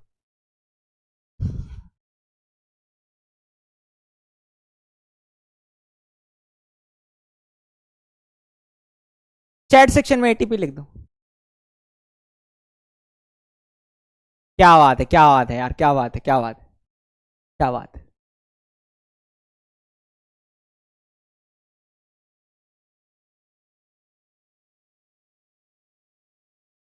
ठीक है, बहुत बढ़िया यार, बहुत बढ़िया OP, है ना, बहुत शानदार, बहुत शानदार, बहुत शानदार, मजा आ गया। ये कंसेप्ट बेटा ये हर कोई, हर किसी को सॉल्व नहीं होता, लेकिन तुमने ये सॉल्व कर दिया तो मतलब समझ लो कि तुम बहुत बड़े 30 मार्क खा हो, है ना, 30 मार्क खा हो, क्या हो, 30 मार्क खा। चलो अच्छा, ये मैंने बता रहा हूं कि भाई पदार्थ की भौतिक अवस्थाओं की मैंने एक पिक्चर दे के रखी है, वो भी तुम सॉल्व कर लेना, कोई दिक्कत मतलब ध्यान रख लेना। ये पदार्थ की दो भौतिक अवस्था और होती है, प्लाज्मा, है ना, सुपर हॉट गैसेस होती है, और बोस-आइंस्टीन कंडेंसेट, ये भी दो भौतिक अवस्थाएं हैं। इनके बारे में देख लेना, इनके बारे में अपन ने डिस्कशन कर लिया, कोई दिक्कत की बात नहीं। ठीक है, अब हम बात करेंगे परमाणु एवं अणु की, मेन पॉइंट्स पे चलते हैं, बहुत बहुत मेन पॉइंट्स पे अपन चलते हैं, कोई दिक्कत की बात नहीं है। ठीक है, चलो अब हम बात करते हैं परमाणु की। किसकी बात करते हैं, परमाणु की बात। तो परमाणु क्या होता है उनके बारे में अपन चर्चा करते हैं। देखो द्रव्य जो था ना, वो द्रव्य छोटे छोटे कणों से मिलकर बना था, जिनको हमने क्या कहा, अगर बात करें जो सबसे सूक्ष्मतम कणों में से है, उसमें हमने कहा परमाणु और अणु। ठीक है, परमाणु और अणु। तो परमाणु क्या होता है, किसी तत्व या किसी पदार्थ का वह सूक्ष्मतम कण जो स्वतंत्र अवस्था में नहीं रह सकता। स्वतंत्र अवस्था का मतलब क्या है, फ्री स्टेट में नहीं रह सकता, है ना, मतलब अकेला नहीं रह सकता। ठीक है, बड़ा चुलबुला है ये, अकेला नहीं रह सकता, इसको हम बोला करते हैं क्या, इसको हम बोला करते हैं क्या, परमाणु। ठीक है, पहली चीज। फिर अगर मैं बात करूं, परंतु रासायनिक अभिक्रिया में भाग लेता है तथा जिससे उस पदार्थ के सभी गुण विद्यमान रहते हैं, उसे हम क्या कहते हैं, परमाणु कहते हैं। मतलब जो अगर बात करें रासायनिक अभिक्रिया में भाग लेता है, उसे हम क्या कहते हैं, अगर बात करें परमाणु कहते हैं। थोड़ा सा और समझने का प्रयास करते हैं। जैसे हाइड्रोजन परमाणु, हाइड्रोजन तत्व का हाइड्रोजन परमाणु, वो अकेला नहीं रह सकता, वो ढूंढेगा उसको ऑक्सीजन मिल जाए, वो ढूंढेगा उसको सल्फर मिल जाए, समझ रहे हो, और जैसे ही मिला उसके साथ अणु का निर्माण कर लेगा। चीजें समझ पा रहे हो। तो एक छोटे से छोटा कण पदार्थ का जो स्वतंत्र अवस्था में नहीं रह सकता, और अगर मैं बात करूं, और स्वतंत्र अवस्था से वो कंबाइंड स्टेट में, मतलब किसी के साथ मिलने के लिए वो क्या करता है, रासायनिक अभिक्रियाओं में भाग लेता है, उससे हम पदार्थ अगर बात करें परमाणु कहते हैं। चीजें क्लियर है, स्वतंत्र अवस्था में नहीं रह सकता, अब अकेला नहीं रह सकता तो कोई ना कोई हरकत करेगा, वो हरकत को क्या कहोगे तुम, रासायनिक अभिक्रिया, जिसके कारण वो किसका निर्माण करें, अणु का निर्माण करें, किसका निर्माण करें, अणु का निर्माण करें। चीजें क्लियर है, ठीक है। बहुत बढ़िया, बहुत बढ़िया, बहुत बढ़िया, बहुत चिंकल अभी बताते हैं। तो किसी पदार्थ का वह सूक्ष्मतम कण जो स्वतंत्र अवस्था में रह सकता है उसे हमने क्या कहा? अणु कहा। देखो एक परमाणु कुछ ऐसे भी होते हैं जो स्वतंत्र अवस्था में रह सकते हैं, जिनका अपवाद की अगर मैं बात करूं तो वो है हमारी अक्रिय गैस। अब मैं बताऊंगा कैसे अक्रिय गैस, क्या बताऊंगा कैसे अक्रिय गैस। चल फिर से देखते हैं परमाणु क्या होता है? किसी पदार्थ का छोटे से छोटा कण जो अकेला नहीं रह सकता, स्वतंत्र अवस्था में नहीं रह सकता, उसको हमने क्या कहा? परमाणु कहा।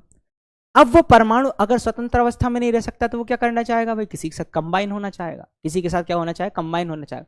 तो परमाणु जब कंबाइन होते हैं, है ना, जब कोई क्रिया करते हैं तो उसको हमने बोला है रासायनिक अभिक्रिया, सिंपल शब्दों में। अभी आगे बढ़ने वाले। तो वहां पर वो किसका निर्माण करता है? अणु का निर्माण करता है। अब देखो अणु का निर्माण किया तो अणु तो अब स्वतंत्र अवस्था में रह सकता है ना, क्योंकि वो स्थायी फॉर्म है। तो किसी पदार्थ तत्व का वह सूक्ष्मतम कण जो स्वतंत्र अवस्था में रह सकता है उसे हमने क्या कहा? अणु। मतलब परमाणु मिलकर अणु का निर्माण करते हैं। बढ़िया, चल बहुत बढ़िया, चीजें क्लियर हुई? बहुत बढ़िया, बहुत बढ़िया। चलो हाँ, नियॉन आर्गन ये सब है। अब आगे बढ़ते हैं, थोड़ी सी चीजें अपन डिस्कशन करते हैं।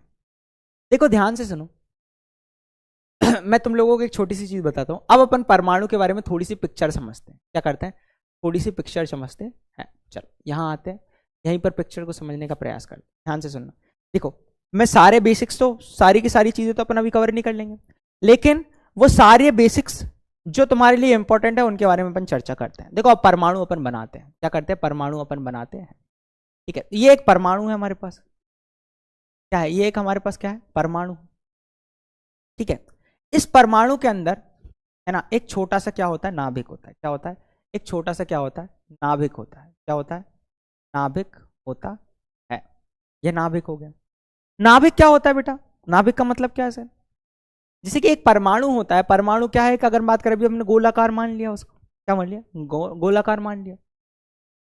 इस गोलाकार परमाणु के अंदर एक छोटा सा अगर बात करें नाभिक होता है जिसके ऊपर धनावेश होता है। क्या होता है?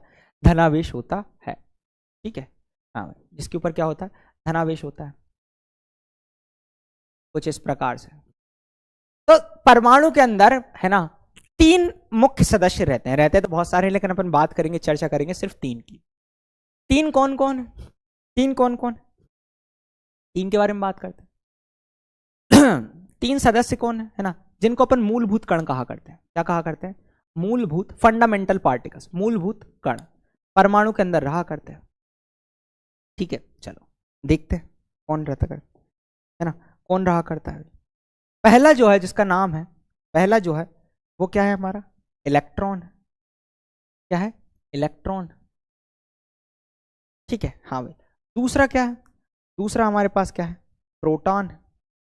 ठीक है, हाँ भाई। और तीसरा क्या है हमारे पास? तीसरा जो है अगर हम बात करें, तीसरा हमारा जो है वो कौन है? न्यूट्रॉन है। कौन है? न्यूट्रॉन है।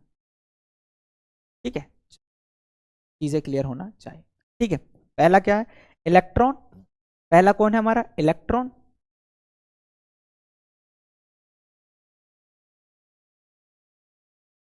दूसरा कौन है हमारा? प्रोटॉन।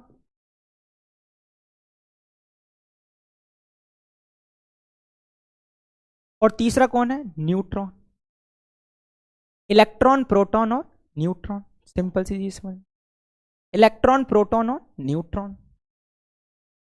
ठीक है, इलेक्ट्रॉन, प्रोटॉन और न्यूट्रॉन। बड़ी प्यारी सी टेबल बना दी अपन ने, टूटी फूटी सी।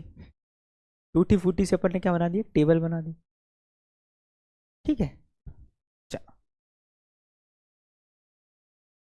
एक है हमारे पास क्या? इलेक्ट्रॉन, है ना, इलेक्ट्रॉन, प्रोटॉन और न्यूट्रॉन।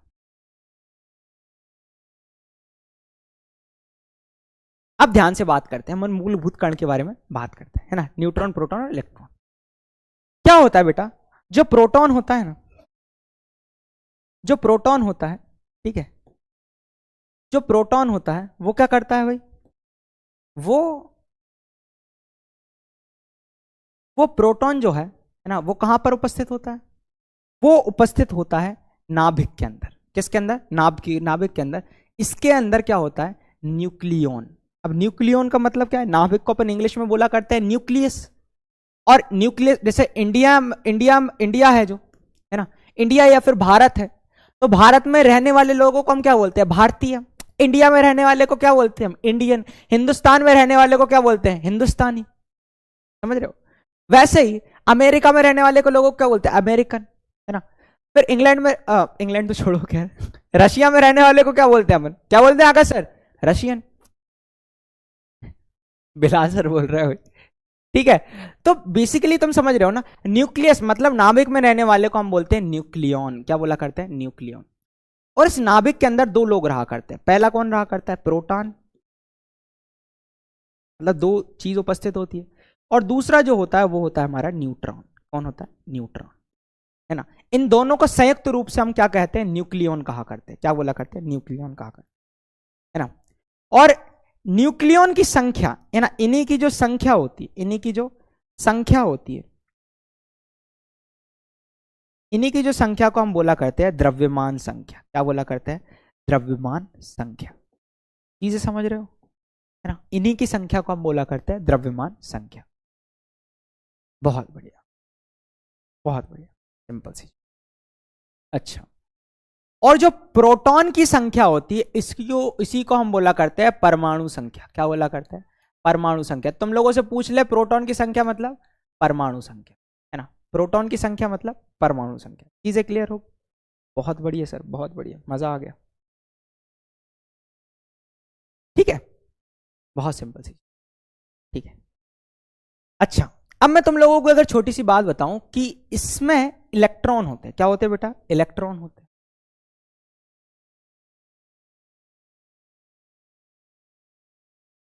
इसमें क्या होते हैं बेटा? इलेक्ट्रॉन होते हैं, और प्रोटॉन होते हैं, और न्यूट्रॉन होते हैं, जैसा मैंने तुम लोगों को बताया।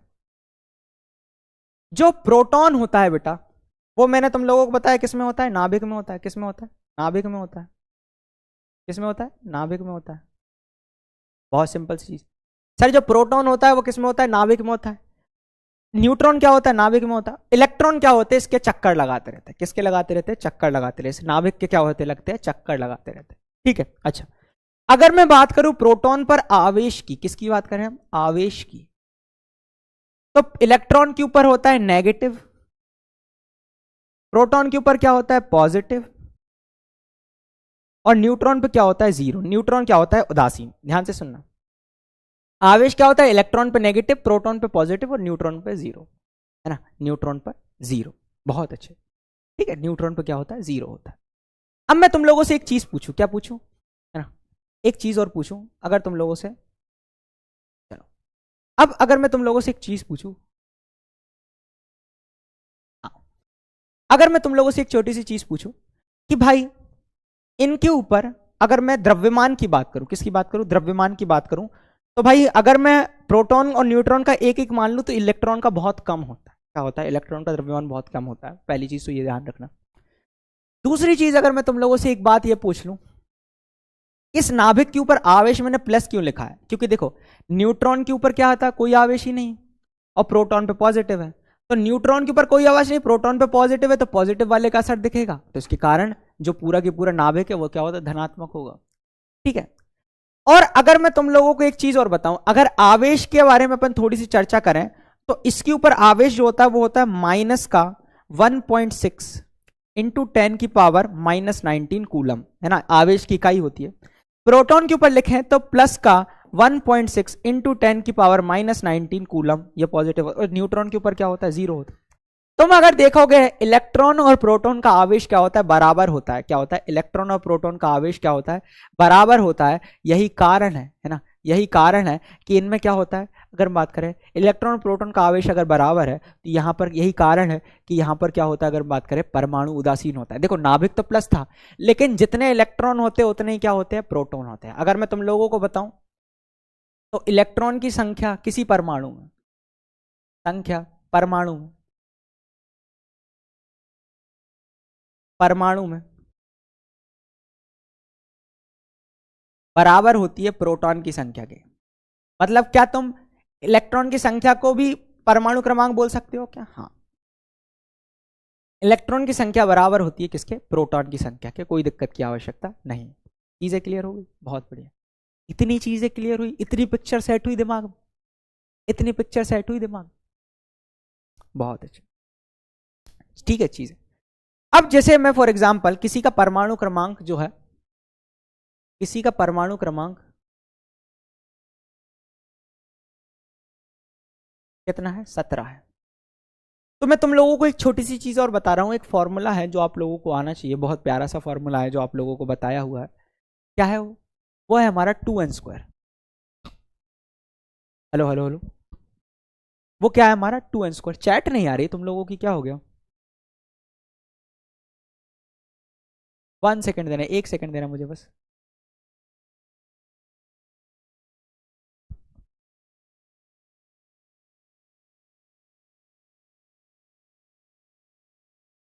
आ,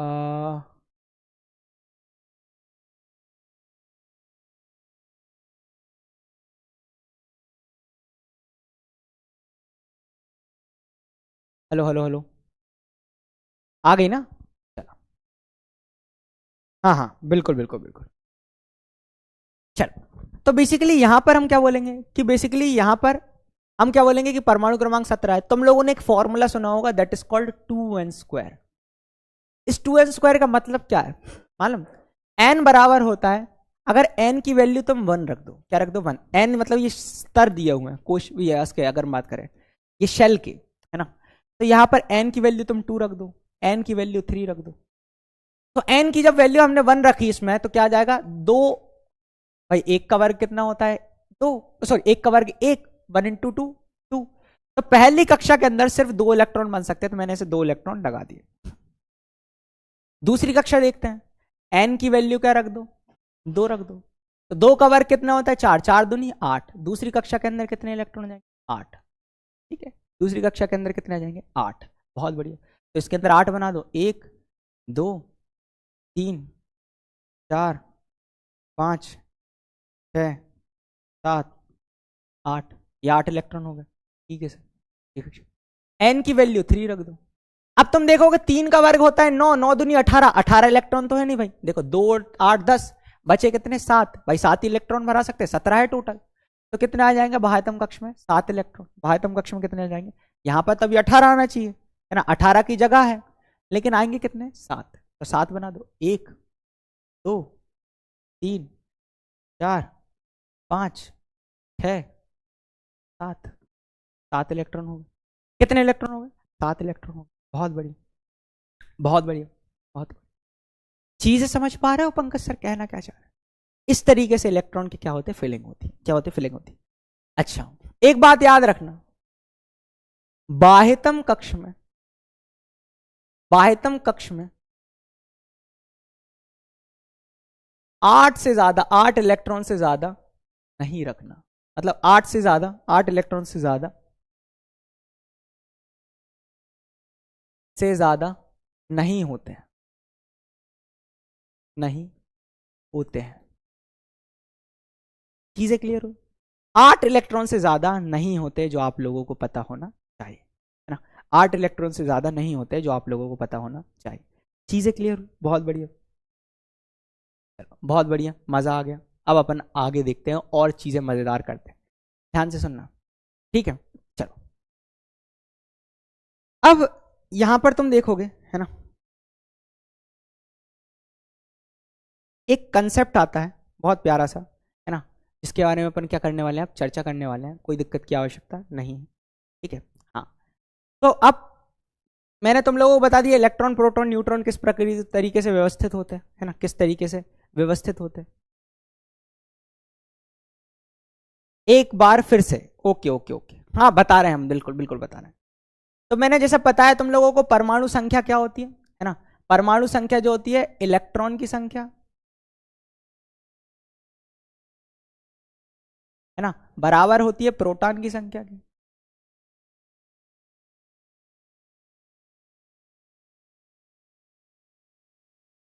ये क्या होता है अगर हम बात करें, ये आप लोगों को पता होना चाहिए, उदासीन परमाणु, उदासीन परमाणु, अभी वो चीज पे फिर से वापस आने वाले। परमाणु भार संख्या मैंने तुम लोगों को बताया क्या होता है, प्रोटॉन प्लस न्यूट्रॉन की संख्या।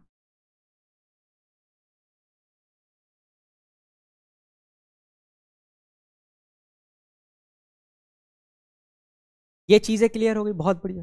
चलो एक चीज मैं बताता हूं, जैसे कि मैंने तुम लोगों को एक फॉर्मूला बताया ना 2n², इसका अपन देखते हैं। जैसे कि मैं फॉर एग्जांपल बेटा सबसे पहले लिख रहा हूं लिथियम का, तो लिथियम में n की वैल्यू मैंने रखी 2, तो पहली कक्षा के अंदर 2 इलेक्ट्रॉन आएंगे। मैंने अभी बताया ना अलग अलग कक्षाएं होती है परमाणु के अंदर, तो पहली कक्षा के अंदर कितने आएंगे 2, इसका परमाणु क्रमांक होता है 3। दूसरी कक्षा के अंदर कितना आएगा 1।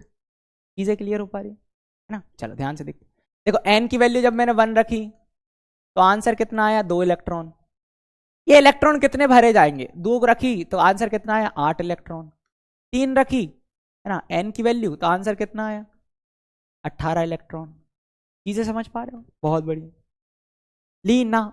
लिथियम फिर कौन आता है? अगर हम बात करें लिथियम का परमाणु क्रमांक कितना है, सबसे शुरू से लगते हैं।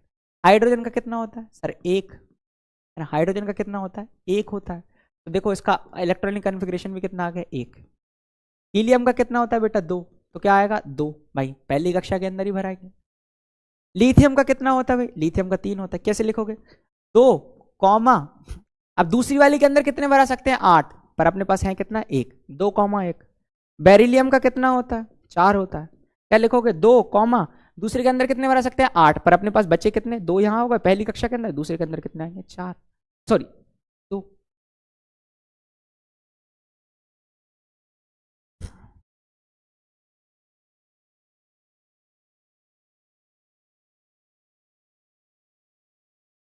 ठीक है, चीजें क्लियर हुई? जल्दी से एक बार चैट सेक्शन में एटीपी लिख कर बताओ तो समझ में आए। बोरॉन का कितना होता है, बोरॉन का होता है 5, पहली कक्षा के अंदर 2, दूसरी कक्षा के अंदर 3। कार्बन का होता है 6, पहली कक्षा के अंदर 2, दूसरी कक्षा के अंदर 4। बहुत बढ़िया। फिर नाइट्रोजन का कितना होता है 7, पहली कक्षा के अंदर 2, दूसरी कक्षा के अंदर 5। ऑक्सीजन का कितना होता है 8, पहली कक्षा के अंदर 2, दूसरी कक्षा के अंदर कितना, अगर बात करें 6। फ्लोरीन का होता है 9, पहली कक्षा के अंदर 2, दूसरी कक्षा के अंदर कितना 7। क्लोरीन सॉरी नियोन का होता है कितना 10, पहली कक्षा के अंदर हमारा कितना 2, दूसरी कक्षा के अंदर 8। इसको मैं अंडरलाइन कर रहा हूं, बताऊंगा क्यों, ग्रीन से लिख रहा हूं। फिर हमारा होता है सोडियम, सोडियम का कितना होता है 11, फिर क्या जाएगा बताओ 2, फिर अब क्या 9 लिख दोगे, नहीं, दूसरी कक्षा के अंदर 8 ही बन सकते, 8। तीसरी कक्षा के अंदर कितने बन जाएंगे सर 18, पर बचा कितना 1, 2,8,1। बहुत बढ़िया बहुत बढ़िया बहुत बढ़िया बहुत बढ़िया। फिर ऐसे लिख देता हूं, मैग्नीशियम का कितना होता है 12, क्या लिखोगे 2,8, अगर मैं बात करूं 2। एल्यूमिनियम का कितना होता है, एल्यूमिनियम का होता है 13। अभी बताएंगे बेटा क्या होते हैं ये, है ना, 2,8,3, है ना। ये सभी के परमाणु क्रमांक है जो आप लोगों को पता होना चाहिए। मैं बताऊंगा, सभी के नाम लिखवाऊंगा, टेंशन की बात नहीं है, टेंशन मतलब, है ना। फिर हो गया हमारा एल्यूमिनियम, फिर होगा हमारा कौन सिलिकॉन, कौन होता है सिलिकॉन, सिलिकॉन का होता है 14, 2,8,4। फिर होता है हमारा क्या फास्फोरस 15, 2,8,5। फिर कौन होता है सल्फर 16, क्या होता है 2,8,6। फिर कौन होता है हमारा क्लोरीन, क्या होगा 2,8,7। फिर कौन होता है हमारा आर्गन, कितना 2,8,8। देखो इसको भी अंडरलाइन करूंगा, कैद करेंगे एक बॉक्स में। अब बताओ, ध्यान से सुनो सर, आपने बताया एक और, अब हम आते हैं पोटेशियम पर। पोटेशियम का कितना होता है 19, क्या लिखोगे 2,8, अब 9 लिख दें, क्यों, क्योंकि इसमें 18 बनेंगे, थर्ड वाले में 18 बन सकते, तो यहां 9 लिख दें क्या, तो नहीं, है ना। यहां पर इस तरीके से अगर बात करें लगाना और ऐसा क्रॉस कर देना, ऐसा क्रॉस कर देना, मतलब ये सारी चीजें नहीं करना है। अच्छा 2,9 क्यों, 8,9 क्यों नहीं लिख सकते, सिंपल समझो। एक बात याद रखना, बाह्यतम कक्ष में अगर तुमने इसके अंदर 9 रख दिए तो बाह्यतम कक्ष में 8 से ज्यादा नहीं हो सकते, 8 से अधिक इलेक्ट्रॉन जो होते हैं वो नहीं हो सकते, बिल्कुल नहीं हो सकते। तो अब ये 9 नहीं रख सकते, तो अपन क्या करेंगे, इसमें 8 रख के अगले वाले में 1 डाल देंगे। मतलब इसका सही आंसर क्या हो जाएगा, इसका सही आंसर हो जाएगा क्या, इसका आ जाएगा 2,8,8,1। भाई 8 से ज्यादा नहीं रख सकते थे, इसलिए इसको हमने कर दिया। सेम कैल्शियम के साथ करना, कैल्शियम क्या जाएगा 2,8,10 लिखोगे क्या, नहीं 8,2 लिखोगे, क्योंकि भाई 8 से ज्यादा नहीं रख सकते, जो आप लोगों को आना चाहिए। ठीक है, बहुत बढ़िया, बहुत बढ़िया यार, बहुत बढ़िया। ठीक है, बहुत अच्छे, बहुत अच्छे, बहुत अच्छे, बहुत मजेदार, मजा आ गया मेरे को, मजा आ गया। ठीक है, मजा आ गया। ठीक है, चलो, है ना, मजा आ गया मेरे को, चीजें क्लियर हुई, बहुत बढ़िया। चलो, अब मैं देखो तुम्हें कुछ, अगर मैं बात करूं कुछ जो है, ठीक है, चलो, अब मैं तुम्हें कुछ कंसेप्ट सिखाऊंगा, वो तुम लोगों को आने चाहिए, है ना, कुछ तुम्हें कंसेप्ट जो सिखाने वाला हूं वो तुम लोगों को आना चाहिए। बेटा आज का लेक्चर थोड़ा सा लंबा चलेगा, क्योंकि इसको अपने को खत्म करना है ना, क्योंकि आज के देखो थोड़ा सा कष्ट उठाना पड़ेगा, क्योंकि आज के बाद मैं तुम लोगों को इतना तगड़ा प्रसाद देने वाला हूं, ताकि तुम्हें सारी की सारी चीजें, सारे के सारे केमिकल फॉर्मूला तुम अच्छे से लिख लो। ठीक है, सारे के सारे केमिकल फॉर्मूला तुम लिख कर लो, इसीलिए मैं तुम लोगों को लिए धीरे और बहुत अच्छे से करवा रहा हूं। ठीक है, हाँ, अब ये बहुत ज्यादा इंपॉर्टेंट है, वेरी वेरी आईएमपी, है ना, मतलब बहुत ज्यादा इंपॉर्टेंट है, इसको तुम 5 स्टार लगा लो, कोई बड़ी बात नहीं। ठीक है, संयोजी इलेक्ट्रॉन और संयोजकता क्या होती है, यहां से चीजें समझ में आनी चाहिए। अब, है ना, बिल्कुल बिल्कुल, है ना, चलो बहुत अच्छे। सबसे पहले हम बात करते हैं संयोजी इलेक्ट्रॉन क्या होता है। तो बाह्यतम कक्ष में उपस्थित इलेक्ट्रॉन की संख्या, उपस्थित इलेक्ट्रॉन की संख्या,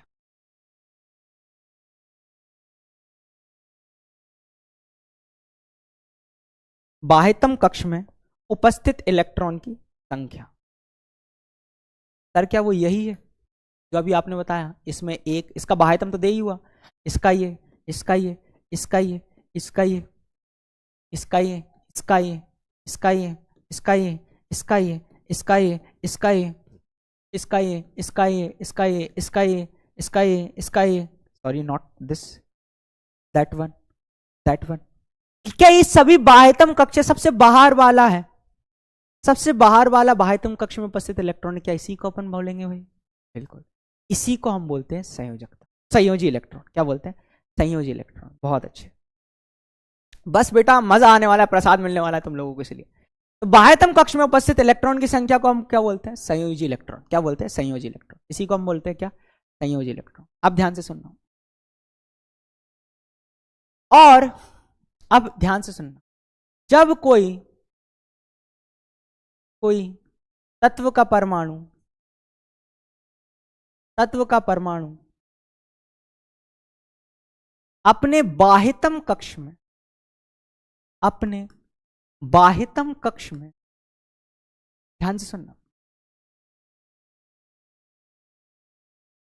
देखो अगर मैं तुम लोगों को एक छोटी सी चीज बताऊं, मैंने तुम लोगों को अभी ये बताया था कि तत्व का परमाणु जो होता है वो अस्थायी होता है, मतलब अकेला नहीं रह सकता। तो वो क्या चाहता है, वो अपने बाह्यतम कक्ष में 8 इलेक्ट्रॉन पूर्ण करना चाहता है, या अक्रिय गैस जैसा बनना चाहता है। ध्यान से सुनना, 8 इलेक्ट्रॉन पूरा करना चाहता है या अक्रिय गैस जैसा बनना चाहता है। जैसे फॉर एग्जाम्पल इसकी बात कर ले, किसकी, फ्लोरीन की बात कर ले, जिसके बाह्यतम कक्ष में कितने इलेक्ट्रॉन है, 7, इसको कितने करने हैं, पूरे 8 पूरे करने हैं, है ना, क्या करने हैं, 8 पूरे करने हैं। तो वो 8 पूरा करने के लिए बेटा क्या करता है, या तो इलेक्ट्रॉन को ग्रहण करता है, मतलब इलेक्ट्रॉन ले ले कहीं से, या इलेक्ट्रॉन कहीं से दे दे, है ना, या तो इलेक्ट्रॉन ले ले कहीं से, या इलेक्ट्रॉन क्या कर दे दे कहीं, ये भी हो जाएगा, या साझा कर ले, है ना, या क्या कर ले, साझा कर ले। और जितने इलेक्ट्रॉन का साझा, ग्रहण, है ना, या फिर अगर मैं बात करूं त्यागा करता है जितने इलेक्ट्रॉन का, ताकि वो क्या कर दे, अपने बाह्यतम कक्ष में 8 इलेक्ट्रॉन पूरा कर ले, या फिर वो अक्रिय गैस के जैसा बन जाए, उसी को हम क्या बोलते हैं, तत्व की संयोजकता कहते हैं। तो जब कोई तत्व का परमाणु अपने बाह्यतम कक्ष में इलेक्ट्रॉन ग्रहण करता है, ग्रहण, त्याग, अथवा साझा, हाँ साझा अथवा साझा करता है ताकि वह अक्रिय गैस जैसा, अक्रिय गैस जैसा स्थायित्व पा सके, अक्रिय गैस जैसा। देखो बेटा ये चीज समझ में लेना, सबसे मेन इंपॉर्टेंट चीज है, जैसा स्थायित्व पा सके, स्थायित्व पा सके अथवा अष्टक पूर्ण कर सके। क्या कर सके? अष्टक पूर्ण कर सके इस इलेक्ट्रॉन की संख्या को, इस इलेक्ट्रॉन की संख्या को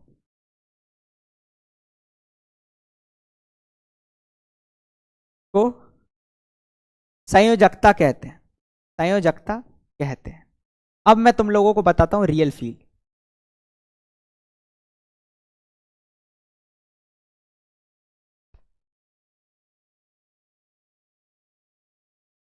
है ना? चलो ठीक है, अब इसको मैं रियल फील बताता हूं, कोई दिक्कत की बात नहीं है ना? अपन अलग समझने वाले हैं कैसे सर ये होने वाला है।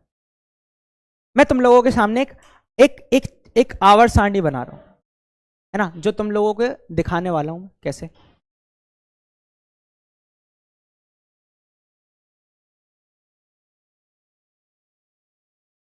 मैं तुम लोगों को एक आवर्त सारणी बना के दिखाने वाला हूं कैसे किस तरीके की चीजें होती है।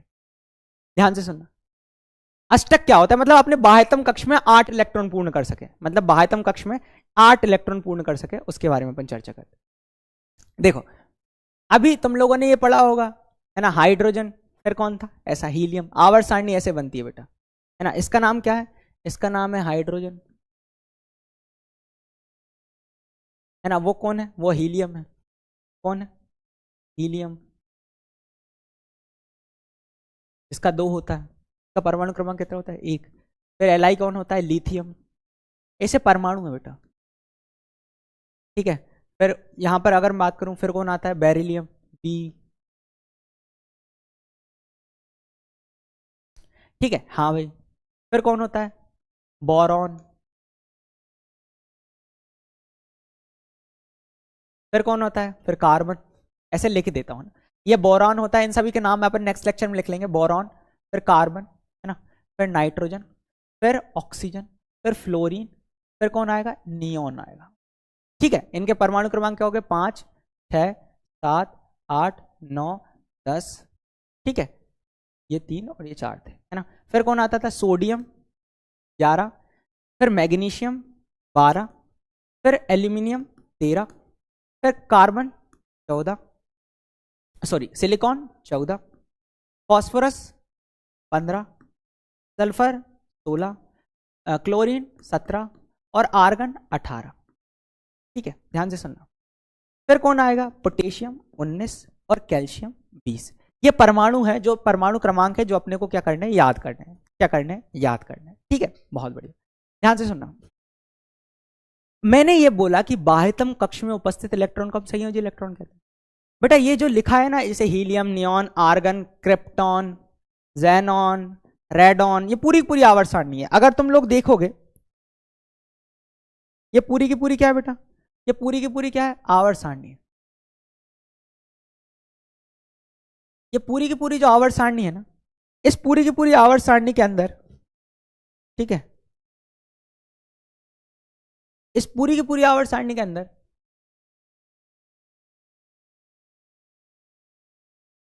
है ना, इस पूरी की पूरी आवर्त सारणी के अंदर बेटा, ये जितने भी तत्व के परमाणु हैं, चाहे वो कौन हो जाए, चाहे वो हाइड्रोजन हो जाए, हीलियम हो जाए, लिथियम हो जाए, बेरिलियम हो जाए, है ना, ये सारे के सॉरी हाइड्रोजन हो जाए, लिथियम हो जाए, सोडियम हो जाए, पोटेशियम हो जाए, ये सभी के सभी इनके जैसा बनना चाहते हैं। इनको हम बोलते हैं अक्रिय गैस। क्या बोलते हैं? अक्रिय गैस। अब इनको अक्रिय गैस क्यों कहते हैं? क्योंकि इनके बाह्यतम कक्ष में 8 इलेक्ट्रॉन होते हैं। तो ये सभी के सभी ना 8 इलेक्ट्रॉन पूरा करना चाहते हैं। क्या करना चाहते हैं? 8 इलेक्ट्रॉन पूरा करना चाहते हैं। ठीक है, पक्का? या अक्रिय गैस के जैसा बनना चाहते हैं।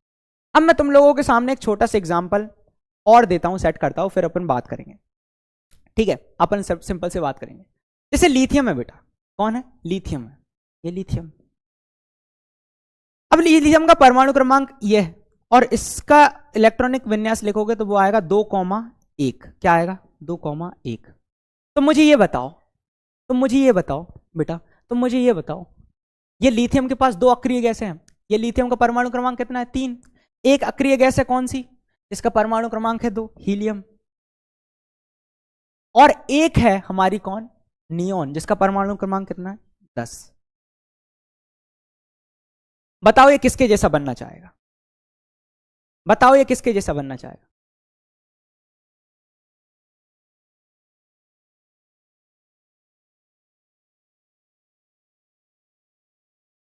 किसके जैसा बनना चाहेगा बताओ?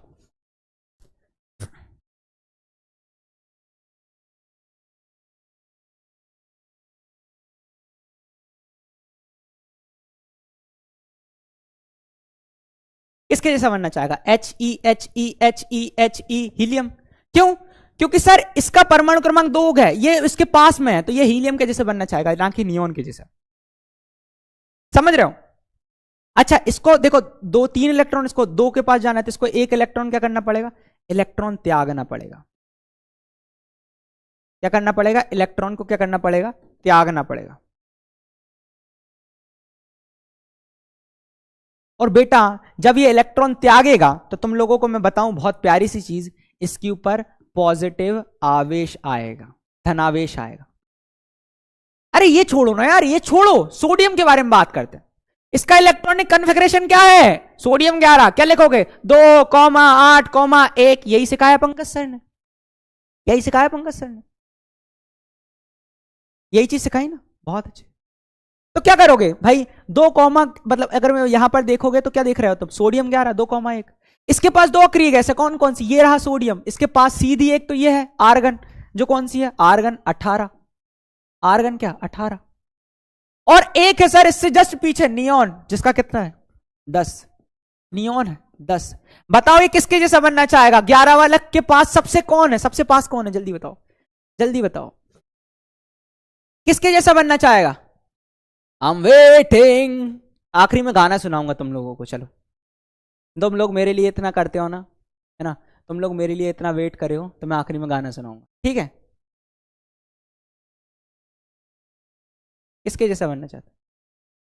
शायरी सुना दूंगा, जो तुम बोलोगे वो सुनाऊंगा। बस आज मेरे लिए रुक जाओ। सॉरी आज लंबी क्लास हो गई, लेकिन हाँ रुक जाओ।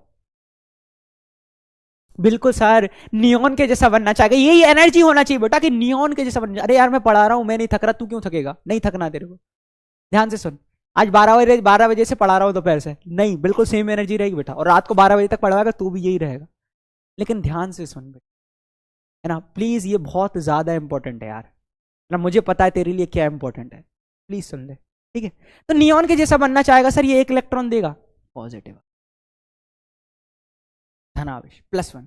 तो अगर तुम इन तीनों को देखो ना, इन सभी को बारे में देखोगे ना, ये सभी, इन सभी के ऊपर +1 ही आएगा। क्यों? क्योंकि ये इलेक्ट्रॉन देते हैं, जो इलेक्ट्रॉन त्याग करता है वो इलेक्ट्रॉन त्याग करता है, उसके ऊपर पॉजिटिव चार्ज आता है। तो या तो ये चीज रट लो कि इसके ऊपर, पूरे के ऊपर क्या है? +1। वैसे ही तो इसके ऊपर देखेगा ना बेटा, इनके ऊपर +2 आएगा। क्या आएगा? +2। इसका मैग्नीशियम के बारे में थोड़ा सा एग्जांपल मैं तुम लोगों को बताऊं तो मैग्नीशियम का क्या होता है? 2,8,2, है ना। इसके पास भी 2 अक्रिय गैस आती है, एक आती है नियॉन जिसका है 10, और एक आती है आर्गन जिसका है 18। क्या है? 18, ठीक है। ये इलेक्ट्रॉन भाई 2 त्यागना पसंद करेगा कि 6 ग्रहण करना? देखो इसको 6 लेने पड़ेंगे तब जाके आर्गन के जैसा बनेगा, बताओ। इसको 6 लेने पड़ेंगे। अगर ये 6 लेगा ना बेटा बछुआ, अगर ये 6 लेगा ना तो इसके ऊपर -6 आएगा, और ये 2 दे देगा ना तो इसके ऊपर +2 आएगा। बताओ कौन सा चीज करेगा? फिर से नियॉन, फिर से नियॉन, फिर से neon, neon neon neon neon neon neon. बहुत बढ़िया यार, बहुत बढ़िया, बहुत बढ़िया। तो सर नियॉन के जैसा बनना चाहेगा, इसलिए इन सभी के ऊपर +2, इसके ऊपर क्या आएगा? +3, है ना। क्या आएगा? +3। इसके ऊपर क्या आएगा? इसके ऊपर +4 भी आएगा, -4 भी आएगा। अब -4। अच्छा ये बताओ, ए बुढ़वा इधर देख, ये नाइट्रोजन है, नाइट्रोजन का क्या लिखोगे भाई? नाइट्रोजन का हम लिखेंगे sir 2,5। It is called nitrogen, nitrogen 2,5 लिख दिया। अरे 2,5 लिख दिया। बताओ भाई, इसको अपने 8 पूरा करने या आखिरी गैस के जैसा बनना। आखिरी गैस कौन कौन है इसके पास? नाइट्रोजन के पास देख लो कौन कौन है। एक है नियोन, जिसका है कितना? 10। नियोन साहब 10 है। और एक है हमारे पास नियोन से पहले, इस कौन है? नाइट्रोजन के पास ये एक नियोन हो गई और एक हीलियम हो गई। हीलियम है 5, हीलियम है 2। बताओ किसके जैसा बनना चाहेगा फिर से?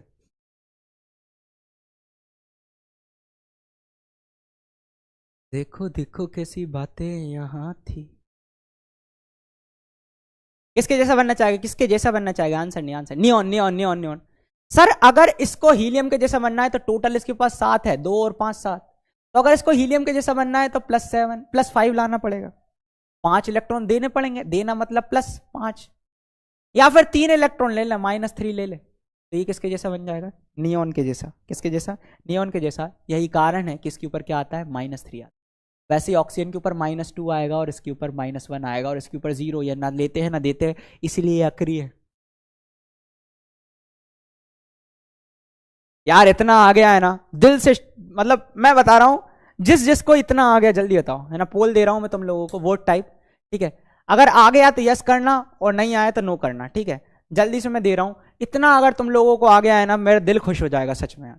मतलब जिसके लिए मैंने, है ना, घंटों भर मेहनत करी है, वो मेरा, अगर हम बात करें, दिल खुश हो जाएगा अगर तुमने ये बोल दिया कि हाँ मुझे आ गया।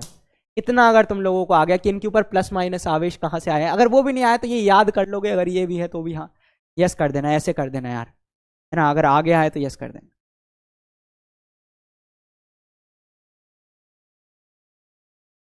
ऐसे कर देना। दिल खुश हो जाएगा, मतलब दिन भर की मेहनत सफल हो जाएगी। देख लेना मेरा दिल, हार्ट अटैक नहीं है जाए साला कितना। 5 हाउस। हाँ हाउस। 92.81% बच्चों ने बेटा, बाकी 8% है ना, घबराओ मत। 7% तुम लोग, है ना, क्या कर लेना, इसकी रिकॉर्डिंग फिर से देख लेना बेटा। बहुत धीरे पढ़ा है, बहुत स्लो पढ़ा है, बहुत अच्छे से आ जाएगा, बहुत अच्छे बेटा। तो कॉन्ग्रेचुलेशन, है ना मेरे प्यारे बच्चों। एक तुम लोगों को सरप्राइज देना है, वो ये है कि तुम लोग किसी भी रासायनिक सूत्र को लिखना सीख चुके हो, है ना?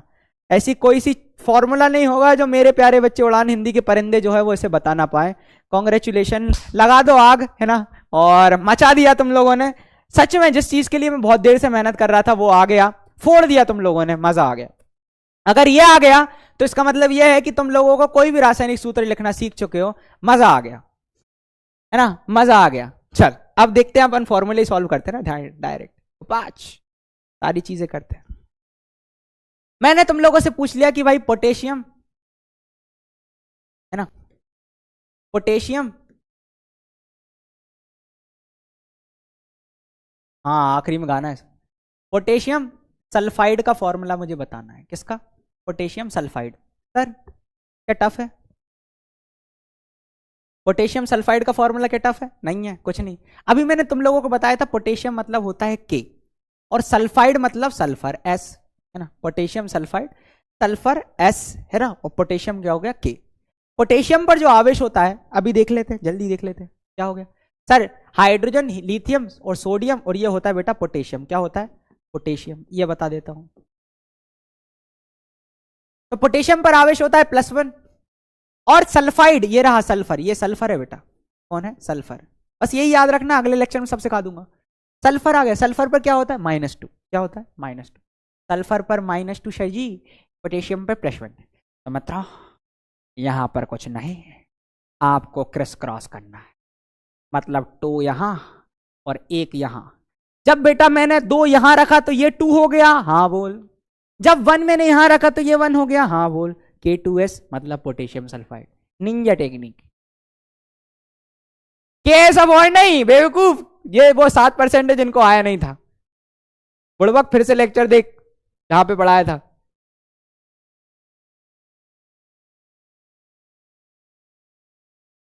उड़ता ही फिरूं। अरे यार, समझ में आया? सर जी अभी भी थोड़ी सी दिक्कत है, चलो एक और देखते हैं। अगला हम देखते हैं, ये तो फर्स्ट हो गया, अगला देखते हैं। अगला देखते हैं, अगला देखते हैं, क्वेश्चन के फॉर्म में ही करते हैं।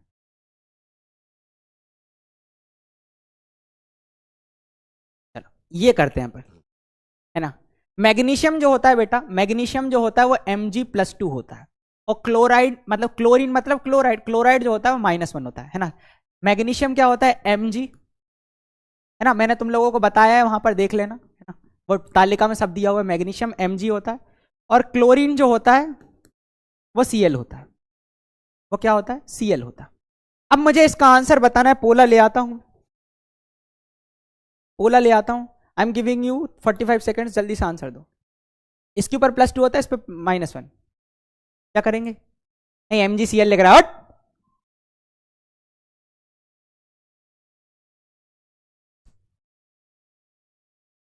क्या होगा भैया, इधर ये इधर क्रिस क्रॉस करेगा कि नहीं? कर देंगे सर।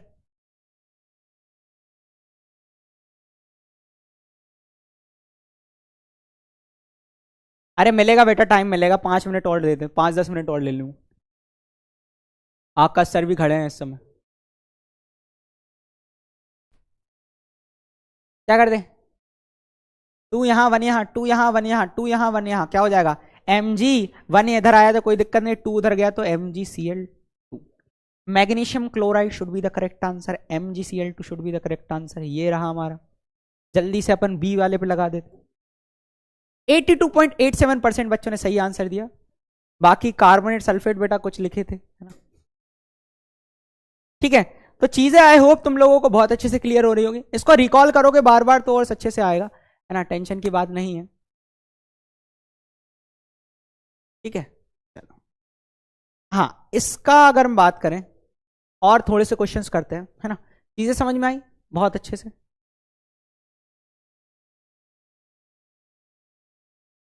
चलो, ये वाला क्वेश्चन को करने का प्रयास करो। चलो, ये वाला क्वेश्चन आ रहा है, इसका आंसर मैं दे रहा हूं, ऑप्शन ए है ना। इसका ऑप्शन है, पहले ही ले लो तुम, Na2S।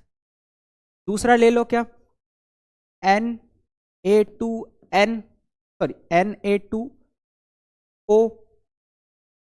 तीसरा ले लो, अभी बता रहा हूं बेटा, ऑप्शन CaS, FeS लिख लो, FeS भी छोड़ो, K2SO4। अभी पॉलीएटॉमिक आयन के क्वेश्चन मैंने नेक्स्ट लेक्चर में करवाऊंगा, ठीक है। और अगला ले लो, NOTA, none of the above, NOTA. तो ऑप्शन इसका आंसर बताना है तुम लोगों को। सोडियम के ऊपर आवेश होता है +1, और सल्फर पर होता है -2। अभी दिखाया ना तालिका में, वो तालिका देखना, आंसर देना, जल्दी से आंसर दो।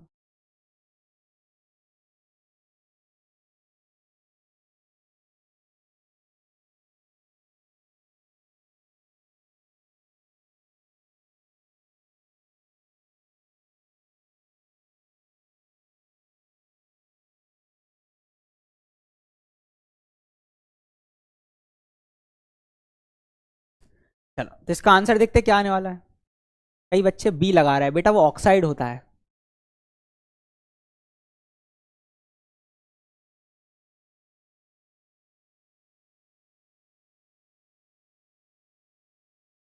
का आंसर होने वाला है सिंपल सा ए, और 66.77% बच्चों ने सही आंसर दिया, है ना। बहुत सिंपल सी चीज थी, लेकिन अपने लोगों से बननी चाहिए। ठीक है, तो जो अगला लेक्चर है बेटा, है ना, मैं ये बोलूंगा कि अभी ये जो डीपीपी है ना, वो जो डीपीपी है, ठीक है, वो जो डीपीपी मैंने दी हुई है, एक सेकंड में डीपीपी देख लेता हूं।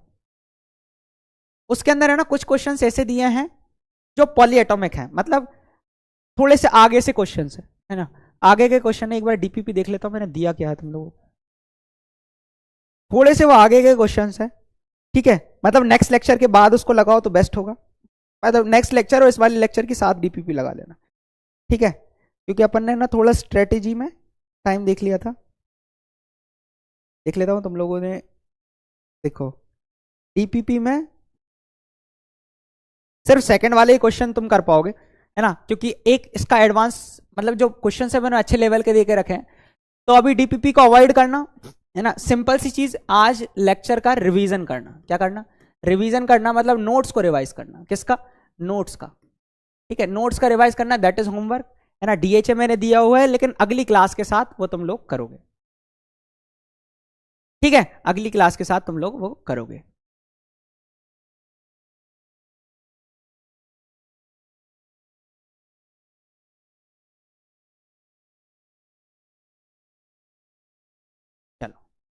है ना। तो बिल्कुल मिलते हैं अपन और मस्त तरीके से करते हैं। अरे सॉन्ग सॉन्ग सॉन्ग सॉन्ग अगली क्लास में, अगली क्लास में एक्सपेरिमेंट होगा और सॉन्ग होगा। चलो अगली क्लास में एक्सपेरिमेंट होगा और अगली क्लास में सॉन्ग होगा।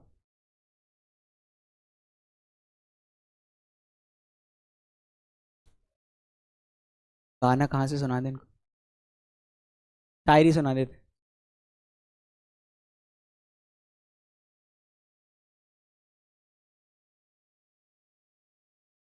नहीं नहीं नहीं,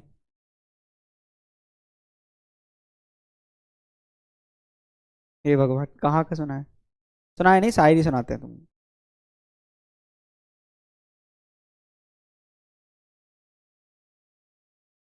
हम्म।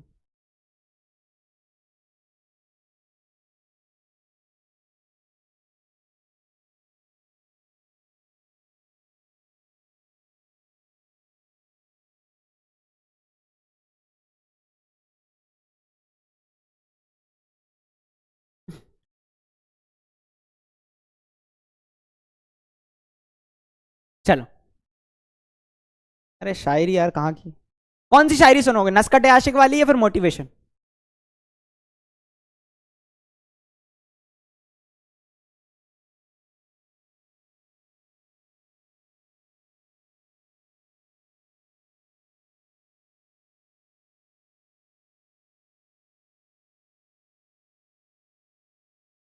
मोटिवेशन या नस्कटे आशिक वाली?